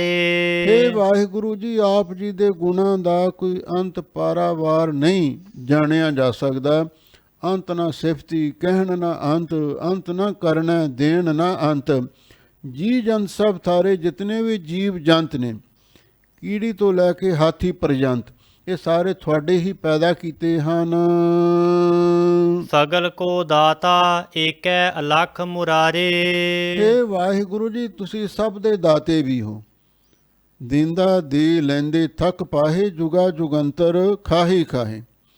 ਗੁਰਾ ਇੱਕ ਦੇਹ ਬੁਝਾਈ, ਸਭਨਾ ਜੀਆਂ ਕਾ ਇੱਕ ਦਾਤਾ, ਸੋ ਮੈਂ ਵਿਸਰ ਨਾ ਜਾਈ। ਤੁਸੀਂ ਸਾਰੇ ਜੀਵਾਂ ਨੂੰ ਰਿਜ਼ਕ ਦੇਣ ਵਾਲੇ ਦਾਤੇ ਵੀ ਹੋ। ਇੱਕ ਹੈ ਅਲਾਖੋਂ ਮੁਰਾਰੇ, ਤੇ ਫਿਰ ਮਹਾਰਾਜ ਤੁਸੀਂ ਇੱਕ ਹੈ, ਇੱਕ ਅਦਵੈਤ ਸਰੂਪ ਹੋ, ਇੱਕ ਓਂਕਾਰ ਸਰੂਪ ਹੋ, ਤੇ ਲੱਖ ਬੁੱਧੀ ਕਰਕੇ ਲਖਣ ਤੋਂ ਰਹਿਤ ਹੋ, ਤੇ ਮੁਰਾਰੇ ਹੰਕਾਰ ਰੂਪੀ ਮੁਰਦੈਂਤ ਨੂੰ ਨਾਸ਼ ਕਰਨ ਵਾਲੇ ਹੋ। ਆਪ ਹੀ ਧਾਰਨ ਧਾਰੇ, ਕੁਦਰਤ ਹੈ ਦੇਖਾਰੇ। ਹੇ ਵਾਹਿਗੁਰੂ ਜੀ, ਤੁਸੀਂ ਆਪ ਹੀ ਸਾਰੇ ਸੰਸਾਰ ਨੂੰ ਧਾਰੇਦਾਰ ਧਾਰਨ ਕੀਤਾ ਹੋਇਆ। ਧਾਰਨ ਤੋਂ ਭਾਵ ਹੈ ਧਰਤੀ, ਆ ਸੰਸਾਰ ਆਪ ਹੀ ਧਾਰਨ ਧਾਰੇ। ਇੱਕ ਧਰਤੀ ਨਹੀਂ, ਧਰਤੀ ਹੋਰ ਪਰੈ ਹੋਰ ਹੋਰ, ਪਾਤਾਲਾਂ ਪਾਤਾਲ, ਲਖ ਆਗਾਸਾਂ ਆਗਾਸ। ਤੁਸੀਂ ਆਪ ਹੀ ਸਾਰੇ ਲੱਖਾਂ ਪਤਾਲ ਤੇ ਲੱਖਾਂ ਆਕਾਸ਼ ਧਾਰਨ ਕੀਤੇ ਨੇ, ਭਾਵ ਇਹਨਾਂ ਨੂੰ ਆਪਣੇ ਆਸਰੇ ਟਿਕਾਇਆ ਹੋਇਆ। ਕੁਦਰਤ ਹੈ ਦੇਖਾਰੇ, ਤੇ ਕੁਦਰਤ ਦੁਆਰਾ ਤੁਸੀਂ ਆਪਣੇ ਆਪ ਨੂੰ ਦਿਖਾਉਂਦੇ ਹੋ, ਕਿਉਂਕਿ ਕੁਦਰਤ ਵਿੱਚ ਕਾਦਰ ਵਸ ਰਿਹਾ ਹੈ ਤੇ ਕੁਦਰਤ ਦੁਆਰਾ ਹੀ ਉਸ ਵਾਹਿਗੁਰੂ ਪਰਮੇਸ਼ਰ ਨੂੰ ਜਾਣਿਆ ਜਾਂਦਾ ਹੈ। ਬਰਨ ਚੇਹਨ ਨਾਹੀ ਮੁਖ ਨਾਮ ਸਾਰੇ। ਵਾਸਤਵ ਦੇ ਵਿੱਚ ਮਹਾਰਾਜ ਜਿਹੜਾ ਤੁਹਾਡਾ ਨਿਰਗੁਣ ਸਰੂਪ ਹੈ ਉਹ ਨਿਰਾਕਾਰ ਹੈ। ਵਰਨ ਕੋਈ ਉਹਦਾ ਰੰਗ ਰੂਪ ਨਹੀਂ ਹੈ। ਚਿਹਨ ਤੋਂ ਭਾਵ ਹੈ ਉਹਦਾ ਕੋਈ ਚਿਹਨ ਚੱਕਰ ਵੀ ਨਹੀਂ ਹੈ, ਤੇ ਨਾ ਉਸ ਦਾ ਮੁਖ ਹੈ ਤੇ ਨਾ ਹੀ ਮਸਾਰੇ ਦਾ ਅਰਥ ਉਹਦਾ ਦਾੜਾ ਹੈ। ਜਿਹੜਾ ਤੇਰਾ ਵਾਸਤਵ ਸਰੂਪ ਹੈ ਨਾ, ਚੱਕਰ ਚਿਹਨ ਯਾਰ ਵਰਨ ਜਾਤ ਯਾਰ ਪਾਤ ਨਹਿਨ ਜਿਹੇ, ਰੂਪ ਰੰਗ ਯਾਰ ਰੇਖ ਭੇਖ ਕਉ ਕਹਿ ਨਾ ਸਖਤ ਕਹੇ। ਉਹਦਾ ਕੋਈ ਰੰਗ ਰੂਪ ਚਿਹਨ ਚੱਕਰ ਕੋਈ ਮੁਖ ਮਾਸ ਕੁਛ ਵੀ ਦੱਸ ਨਹੀਂ ਸਕਦਾ। ਜਨ ਨਾਨਕ ਭਗਤ ਦਰ ਤੁਲ ਬ੍ਰਹਮ ਸੰਸਾਰ। ਹੇ ਵਾਹਿਗੁਰੂ ਜੀ, ਗੁਰੂ ਨਾਨਕ ਸਾਹਿਬ ਸੱਚੇ ਪਾਤਸ਼ਾਹ ਆਪ ਜੀ ਦੇ ਦਰ ਦੇ ਦਾਸ ਨੇ ਤੇ ਭਗਤ ਨੇ। ਜਦੋਂ ਅਸੀਂ ਬੁੱਧੀ ਰੂਪੀ ਤਰਾਜੂ ਦੇ ਨਾਲ ਤੋਲ ਕੇ ਵੇਖਿਆ, ਉਹ ਬ੍ਰਹਮ ਸੰਸਾਰ, ਉਹ ਪਰਮੇਸ਼ਰ ਦੇ ਬਰਾਬਰ ਹੀ ਨੇ। ਸਾਡੇ ਲਈ ਗੁਰੂ ਨਾਨਕ ਸਾਹਿਬ ਪਰਮੇਸ਼ਰ ਹੀ ਨੇ, ਇਸ ਲਈ ਅਸੀਂ ਉਹਨਾਂ ਨੂੰ ਰੱਬ ਮੰਨਦੇ ਹਾਂ। ਏਕ ਜਿਹੀ ਕਿਆ ਬਖਾਨੈ। ਸਾਡੀ ਜ਼ੁਬਾਨ ਇੱਕ ਹੈ ਤੇ ਗੁਰੂ ਦੀ ਮਹਿਮਾ ਅਪਰੰਪਾਰ ਹੈ, ਤੇ ਸਾਡੀ ਇੱਕ ਜ਼ੁਬਾਨ ਗੁਰੂ ਨਾਨਕ ਸਾਹਿਬ ਜੀ ਦੀ ਉਸ ਪਰਮੇਸ਼ਰ ਰੂਪ ਗੁਰੂ ਪਰਮੇਸ਼ਰ ਦੀ ਮਹਿਮਾ ਕਿਵੇਂ ਉਚਾਰਨ ਕਰ ਸਕਦੀ? ਨਹੀਂ ਕਰ ਸਕਦੀ। ਹਾਂ ਕੇ ਬਲ ਬਲ ਬਲ ਬਲ ਸਦ ਬਲਿਹਾਰ। ਇਸੇ ਲਈ ਹਾਂ ਕਿ ਜੀ ਹਾਂ, ਅਸੀਂ ਸਤਿਗੁਰੂ ਮਹਾਰਾਜ ਸੱਚੇ ਪਾਤਸ਼ਾਹ ਤੋਂ ਮਨ ਕਰਕੇ, ਬਾਣੀ ਕਰਕੇ, ਸਰੀਰ ਕਰਕੇ, ਸਵਾਸ ਸਵਾਸ ਕਰਕੇ, ਰੋਮ ਰੋਮ ਕਰਕੇ ਅਸੀਂ ਸਤਿਗੁਰੂ ਤੋਂ ਹਮੇਸ਼ਾ ਲਈ ਬਲਿਹਾਰ ਜਾਂਦੇ ਹਾਂ, ਸਦਕੇ ਜਾਂਦੇ ਹਾਂ, ਕੁਰਬਾਨ ਜਾਂਦੇ ਹਾਂ। ਸਰਬ ਗੁਣ ਨਿਧਾਨੰ ਕੀਮਤ ਨਾ ਗਿਆਨੰ ਧਿਆਨੰ। ਲੋ ਫੇਰ ਪਰਮੇਸ਼ਰ ਰੂਪ ਕਰਕੇ ਗੁਰੂ ਨਾਨਕ ਸਾਹਿਬ ਦੀ ਮਹਿਮਾ ਉਚਾਰਨ ਹੋ ਰਹੀ ਹੈ। ਹੇ ਵਾਹਿਗੁਰੂ ਜੀ, ਹੇ ਗੁਰੂ ਪਰਮੇਸ਼ਰ ਜੀ, ਸਰਬ ਗੁਣ ਨਿਧਾਨੰ, ਤੁਸੀਂ ਸਾਰੇ ਗੁਣਾਂ ਦੇ ਭੰਡਾਰ ਹੋ। ਸਭ ਗੁਣ ਤੇਰੇ, ਮੈਂ ਨਾਹੀ ਕੋਏ, ਵੈਨ ਗੁਣ ਕੀਤੇ ਭਗਤ ਨਾ ਹੋਏ। ਵੱਡੇ ਕੀਆਂ ਵਡਿਆਈਆਂ ਕਿਛ ਕਹਿਣ ਨਾ ਜਾਏ। ਵਾਹਿਗੁਰੂ ਦੇ ਗੁਣ ਬੇਅੰਤ ਨੇ। ਨਾਨਕ ਨਿਰਗੁਣ ਗੁਣ ਕਰੇ, ਗੁਣਵੰਤਿਆਂ ਗੁਣ ਦੇ, ਤੇਹਾ ਕੋਇ ਨਾ ਸੁਝਈ, ਜੇ ਤਿਸ ਗੁਣ ਕੋਏ ਕਰੇ। ਤੁਸੀਂ ਸਾਰੇ ਗੁਣਾਂ ਦੇ ਭੰਡਾਰ ਹੋ। ਕੀਮਤ ਨਾ ਗਿਆਨੰ ਧਿਆਨੰ, ਤੁਹਾਡੇ ਗਿਆਨ ਧਿਆਨ ਦੀ ਕੋਈ ਕੀਮਤ ਨਹੀਂ ਜਾਣ ਸਕਦਾ। ਅਥਵਾ ਕੀਮਤ ਨਾ ਗਿਆਨੰ ਧਿਆਨੰ, ਜਿਹੜੇ ਗਿਆਨ ਧਿਆਨ ਵਾਲੇ ਲੋਕ ਨੇ, ਗਿਆਨੀ ਧਿਆਨੀ, ਉਹ ਵੀ ਆਪ ਜੀ ਦੀ ਕੀਮਤ ਨੂੰ, ਕਦਰੋ ਕੀਮਤ ਨੂੰ ਨਹੀਂ ਜਾਣ ਸਕਦੇ। ਤੁਸੀਂ ਸਭ ਗਿਆਨੀਆਂ ਧਿਆਨੀਆਂ ਦੇ ਗਿਆਨ ਧਿਆਨ ਤੋਂ ਉੱਪਰ ਹੋ। ਊਚੇ ਤੇ ਊਚੋ ਜਾ ਨੀਜੈ ਪ੍ਰਭ ਤੇਰੋ ਥਾਨੰ। ਹੇ ਵਾਹਿਗੁਰੂ ਜੀ, ਜਿਹੜਾ ਤੁਹਾਡਾ ਅਸਥਾਨ ਹੈ, ਜਿੱਥੇ ਤੁਸੀਂ ਨਿਵਾਸ ਕਰਦੇ ਹੋ, ਵੱਡਾ ਸਾਹਿਬ, ਉੱਚਾ ਥਾਂ, ਉੱਚੇ ਉੱਪਰ ਉੱਚਾ ਨਾਉ, ਉੱਚੇ ਤੇ ਉੱਚੋ ਜਾਣੀਜੈ। ਉਹ ਉੱਚਿਆਂ ਤੋਂ ਉੱਚਾ ਜਾਣੀਦਾ ਹੈ। ਉੱਚਨ ਉੱਚਾ ਬੀਚ ਨਾ ਖੀਚਾ, ਉਹ ਸਥਾਨ ਉੱਚਿਆਂ ਤੋਂ ਉੱਚਾ ਹੈ। ਇਤਿਹਾਸ ਵਿੱਚ ਜ਼ਿਕਰ ਆਉਂਦਾ ਹੈ, ਜਦੋਂ ਗੁਰੂ ਨਾਨਕ ਸਾਹਿਬ ਸੱਚੇ ਪਾਤਸ਼ਾਹ ਧਰੂ ਮੰਡਲ ਵਿੱਚ ਗਏ, ਧਰੂ ਭਗਤ ਦੇ ਨਾਲ ਸੰਵਾਦ ਹੋਇਆ। ਫਿਰ ਸਤਿਗੁਰੂ ਕਹਿਣ ਲੱਗੇ, ਹੁਣ ਅਸੀਂ ਉਸ ਨਿਰੰਕਾਰ ਦੇ ਦੇਸ਼ ਵਿੱਚ ਜਾਣਾ ਚਾਹੁੰਦੇ ਹਾਂ। ਇਕੱਲੇ ਹੀ ਸਤਿਗੁਰੂ ਮਹਾਰਾਜ ਸੱਚੇ ਪਾਤਸ਼ਾਹ ਅੰਤਰ ਧਿਆਨ ਹੋ ਕੇ ਰੱਬ ਦੇ ਦੇਸ਼ ਵਿੱਚ ਚਲੇ ਗਏ ਨੇ। ਸੱਚਖੰਡ ਵਸੈ ਨਿਰੰਕਾਰ, ਸੱਚਖੰਡ ਦੇ ਵਿੱਚ ਪਹੁੰਚ ਗਏ ਨੇ, ਤੇ ਉੱਥੇ ਵਾਹਿਗੁਰੂ ਦੇ ਦਰਸ਼ਨ ਦੀਦਾਰ ਕਰਕੇ, ਬਚਨ ਬਿਲਾਸ ਕਰਕੇ ਜਦੋਂ ਵਾਪਸ ਮੁੜ ਕੇ ਆਏ, ਭਾਈ ਮਰਦਾਨਾ ਤੇ ਭਾਈ ਬਾਲਾ ਜੀ ਨੇ ਪੁੱਛਿਆ, ਮਹਾਰਾਜ ਜਿਸ ਥਾਂ 'ਤੇ ਆਪ ਜੀ ਗਏ ਸੀ, ਭਾਵ ਨਿਰੰਕਾਰ ਦੇ ਦੇਸ਼ ਵਿੱਚ, ਸੱਚਖੰਡ ਦੇ ਵਿੱਚ, ਉਹ ਇੱਥੋਂ ਕਿੰਨੀ ਕੁ ਦੂਰ ਹੈ? ਤਾਂ ਗੁਰੂ ਨਾਨਕ ਸਾਹਿਬ ਸੱਚੇ ਪਾਤਸ਼ਾਹ ਦਾ ਜਵਾਬ ਸੀ, ਅਤ ਉੱਚਾ ਤਾਂਕਾ ਦਰਬਾਰਾ, ਅੰਤ ਨਹੀਂ ਕਿਛ ਪਾਰਾ ਬਾਰਾ। ਉਹ ਸੱਚਖੰਡ ਅਸਥਾਨ ਇੰਨਾ ਦੂਰ ਹੈ, ਉਹਨੂੰ ਕੋਹਾਂ ਦੇ ਨਾਲ, ਮੀਲਾਂ ਦੇ ਨਾਲ, ਯੋਜਨਾ ਦੇ ਨਾਲ, ਕਿਸੇ ਵੀ ਪੈਮਾਨੇ ਦੇ ਨਾਲ ਮਿਣਿਆ ਨਹੀਂ ਜਾ ਸਕਦਾ। ਇਸੇ ਲਈ ਇੱਥੇ ਗੁਰੂ ਅਰਜਨ ਦੇਵ ਮਹਾਰਾਜ ਸੱਚੇ ਪਾਤਸ਼ਾਹ ਫਰਮਾਉਂਦੇ ਨੇ, ਹੇ ਵਾਹਿਗੁਰੂ ਜੀ, ਜਿਹੜਾ ਤੁਹਾਡਾ ਸਥਾਨ ਹੈ, ਜਿੱਥੇ ਤੁਸੀਂ ਨਿਵਾਸ ਕਰਦੇ ਹੋ, ਉਹ ਉੱਚੇ ਤੋਂ ਉੱਚਾ ਜਾਣੀਦਾ ਹੈ। ਮਨ ਤਨ ਤੇਰੋ ਪ੍ਰਾਨੰ ਏਕੈ ਸੂਤ ਹੈ ਜਹਾਨੰ। ਹੇ ਵਾਹਿਗੁਰੂ ਜੀ, ਇਹ ਮਨ ਵੀ ਤੇ ਧਨ ਵੀ ਤੇ ਪ੍ਰਾਣ ਜੀਵਨ, ਇਹ ਤੁਹਾਡਾ ਦਿੱਤਾ ਹੋਇਆ। ਸਾਰੇ ਜੀਵਾਂ ਦੇ ਕੋਲ ਮਨ ਵੀ ਹੈ, ਧਨ ਵੀ ਹੈ, ਤੇ ਪ੍ਰਾਣੰ ਦਾ ਅਰਥ ਸਵਾਸ ਹੈ, ਜੀਵਨ ਵੀ ਹੈ। ਇਹ ਸਭ ਤੁਹਾਡਾ ਦਿੱਤਾ ਹੋਇਆ ਹੈ। ਇੱਕ ਆ ਸੂਤ ਹੈ ਜਹਾਨੰ। ਮਹਾਰਾਜ ਸਾਰੇ ਸੰਸਾਰ ਨੂੰ ਤੁਸੀਂ ਇੱਕੋ ਹੀ ਸੂਤ ਵਿੱਚ ਪਰੋ ਕੇ ਰੱਖਿਆ ਹੋਇਆ। ਉਹ ਸੂਤ ਕਿਹੜਾ? ਤੁਹਾਡੀ ਚੇਤਨ ਸੱਤਾ ਦਾ ਸੂਤ ਹੈ। ਅਥਵਾ ਨੱਕ ਨੱਥ ਖਸਮ ਹੱਥ ਕਿਰਤ ਤੱਕੇ ਦੇ। ਉਹ ਹੁਕਮ ਦੀ ਨੱਥ ਸਭ ਦੇ ਨੱਕ ਵਿੱਚ ਪਾਈ ਹੋਈ ਹੈ। ਹੁਕਮ ਹੈ ਅੰਦਰ ਸਭ ਕੋ, ਬਾਹਰ ਹੁਕਮ ਨਾ ਕੋਏ। ਨਾਨਕ ਹੁਕਮ ਹੈ ਜੇ ਬੁੱਝਾ ਤਾਂ ਹਉਮੈ ਕਹਿ ਨਾ ਕੋਈ। ਇਸ ਲਈ ਹੈ ਵਾਹਿਗੁਰੂ ਜੀ, ਇਹ ਮਾਨ ਧਨ ਪ੍ਰਾਣ ਸਭ ਆਪ ਜੀ ਦੇ ਬਖਸ਼ੇ ਹੋਏ ਨੇ। ਇੱਕੋ ਹੁਕਮ ਦੇ ਸੂਤ ਵਿੱਚ ਸਾਰੇ ਜਹਾਨ ਨੂੰ ਪਰੋ ਕੇ ਰੱਖਿਆ ਹੋਇਆ ਹੈ। ਕਵਨ ਉਪਮਾ ਦਿਓ ਵੱਡੇ ਤੇ ਵਡਾਨੰ। ਹੇ ਵਾਹਿਗੁਰੂ ਜੀ, ਤੁਸੀਂ ਵੱਡਿਆਂ ਤੋਂ ਵੱਡੇ ਹੋ। ਕਵਨ ਉਪਮਾ ਦਿਓ, ਤੁਹਾਨੂੰ ਕਿਹੜੀ ਉਪਮਾ ਦੇਈਏ? ਜੈਸਾ ਤੂੰ ਤੈਸਾ ਤੂੰ ਹੀ ਕਿਆ ਉਪਮਾ ਦੀਜੈ। ਤੁਹਾਡੇ ਵਰਗਾ ਜਦੋਂ ਕੋਈ ਹੋਰ ਹੈ ਹੀ ਨਹੀਂ। ਭੱਟਾਂ ਨੇ ਅੱਗੇ ਚੱਲ ਕੇ ਗੁਰੂ ਅਮਰਦਾਸ ਮਹਾਰਾਜ ਦੀ ਮਹਿਮਾ ਉਚਾਰਨ ਕਰਦਿਆਂ ਹੋਇਆਂ ਅਖੀਰਲੀ ਪੰਕਤੀ ਵਿੱਚ ਬਿਆਨ ਕੀਤਾ ਹੈ, ਭੱਲੇ ਅਮਰਦਾਸ ਗੁਣ ਤੇਰੇ, ਤੇਰੀ ਉਪਮਾ ਤੋਹੇ ਬਣ ਆਵੈ। ਐ ਗੁਰੂ ਅਮਰਦਾਸ ਮਹਾਰਾਜ ਸੱਚੇ ਪਾਤਸ਼ਾਹ, ਤੁਹਾਡਾ ਸਾਨੀ ਸਾਨੂੰ ਕੋਈ ਹੋਰ ਨਜ਼ਰ ਨਹੀਂ ਆਉਂਦਾ। ਕੌਣ ਉਪਮਾ ਦਿਓ? ਕਿਹੜੀ ਉਪਮਾ ਦੇਈਏ?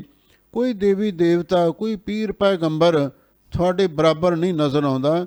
ਵੱਡੇ ਤੇ ਵਡਾਨੰ, ਤੁਸੀਂ ਵੱਡਿਆਂ ਤੋਂ ਵੱਡੇ ਹੋ। ਜਾਣੈ ਕੌਣ ਤੇਰੋ ਭਿਓ, ਅਲਖ ਅਪਾਰ ਦਿਓ। ਹੇ ਵਾਹਿਗੁਰੂ ਜੀ, ਤੁਹਾਡੇ ਭੇਤ ਨੂੰ ਕੌਣ ਜਾਣ ਸਕਦਾ ਹੈ? ਕੋਈ ਵੀ ਨਹੀਂ ਜਾਣ ਸਕਦਾ। ਸਤਿਗੁਰੂ ਦੇ ਬਚਨ ਨੇ, ਮਹਿਮਾ ਨਾ ਜਾਣੈ ਭੇਦ, ਬ੍ਰਹਮੇ ਨਹੀਂ ਜਾਣੈ ਭੇਦ। ਬ੍ਰਹਮਾ ਵਰਗੇ ਦੇਵਤੇ ਵੀ ਤੇਰੇ ਭੇਤ ਨੂੰ ਨਹੀਂ ਜਾਣ ਸਕਦੇ। ਦੇਵੀਆ ਨਹੀਂ ਜਾਣੈ ਮਰਮ, ਸਭ ਉੱਪਰ ਅਲਖ ਪਾਰ ਬ੍ਰਹਮ। ਤੁਹਾਡੇ ਭੇਤ ਨੂੰ ਕੌਣ ਜਾਣ ਸਕਦਾ? ਕੋਈ ਵੀ ਨਹੀਂ ਜਾਣ ਸਕਦਾ। ਅਲਖ ਅਪਾਰ ਦਿਓ। ਤੁਸੀਂ ਮਹਾਰਾਜ ਅਲਖ ਬੁੱਧੀ ਕਰਕੇ ਅਲਖ ਅਪਾਰ ਪ੍ਰਕਿਰਤੀ ਦੇ ਪਾਰਾਵਾਰ ਤੋਂ ਰਹਿਤ ਹੋ। ਤੇ ਹੇ ਵਾਹਿਗੁਰੂ ਜੀ, ਤੇ ਤੁਹਾਡੇ ਭੇਤ ਨੂੰ ਕੋਈ ਵੀ ਨਹੀਂ ਜਾਣ ਸਕਦਾ। ਅਕਲ ਕਲਾ ਹੈ ਪ੍ਰਭ ਸਰਬ ਕੋ ਧਾਨੰ। ਤੇ ਦੇਵ ਦਾ ਅਰਥ ਹੈ ਤੁਸੀਂ ਪੂਜਨ ਯੋਗ ਹੋ, ਪ੍ਰਕਾਸ਼ ਰੂਪ ਹੋ। ਅਕਲ ਕਲਾ ਹੈ। ਹੇ ਵਾਹਿਗੁਰੂ ਜੀ, ਤੁਸੀਂ ਆਪਣੀ ਅਕਲ ਦੀ ਕਲਾ ਦੇ ਮਾਲਕ ਹੋ। ਅਕਲ ਦੀ ਵੀ ਕਲਾ ਹੁੰਦੀ ਹੈ ਨਾ। ਆ ਜਿੰਨੇ ਹੁਨਰ ਨੇ, ਜਿੰਨੀ ਇਲਮ ਹੈ, ਤੇ ਜਿੰਨੇ ਦੁਨੀਆ ਦੇ ਵਿੱਚ ਆਰਟ ਨੇ, ਉਹ ਸਾਰੇ ਅਕਲ ਤੋਂ ਪੈਦਾ ਹੋਏ ਨੇ। ਅਕਲ ਕਲਾ ਹੈ। ਹੇ ਵਾਹਿਗੁਰੂ ਜੀ, ਤੁਸੀਂ ਅਕਲ ਕਲਾ ਦੇ ਮਾਲਕ ਹੋ। ਸਰਬ ਕੋ ਧਾਨੰ, ਤੇ ਸਾਰਿਆਂ ਨੂੰ ਧਾਨੰ ਦਾ ਅਰਥ ਹੈ ਅਨਾਜ ਦਿੰਦੇ ਹੋ।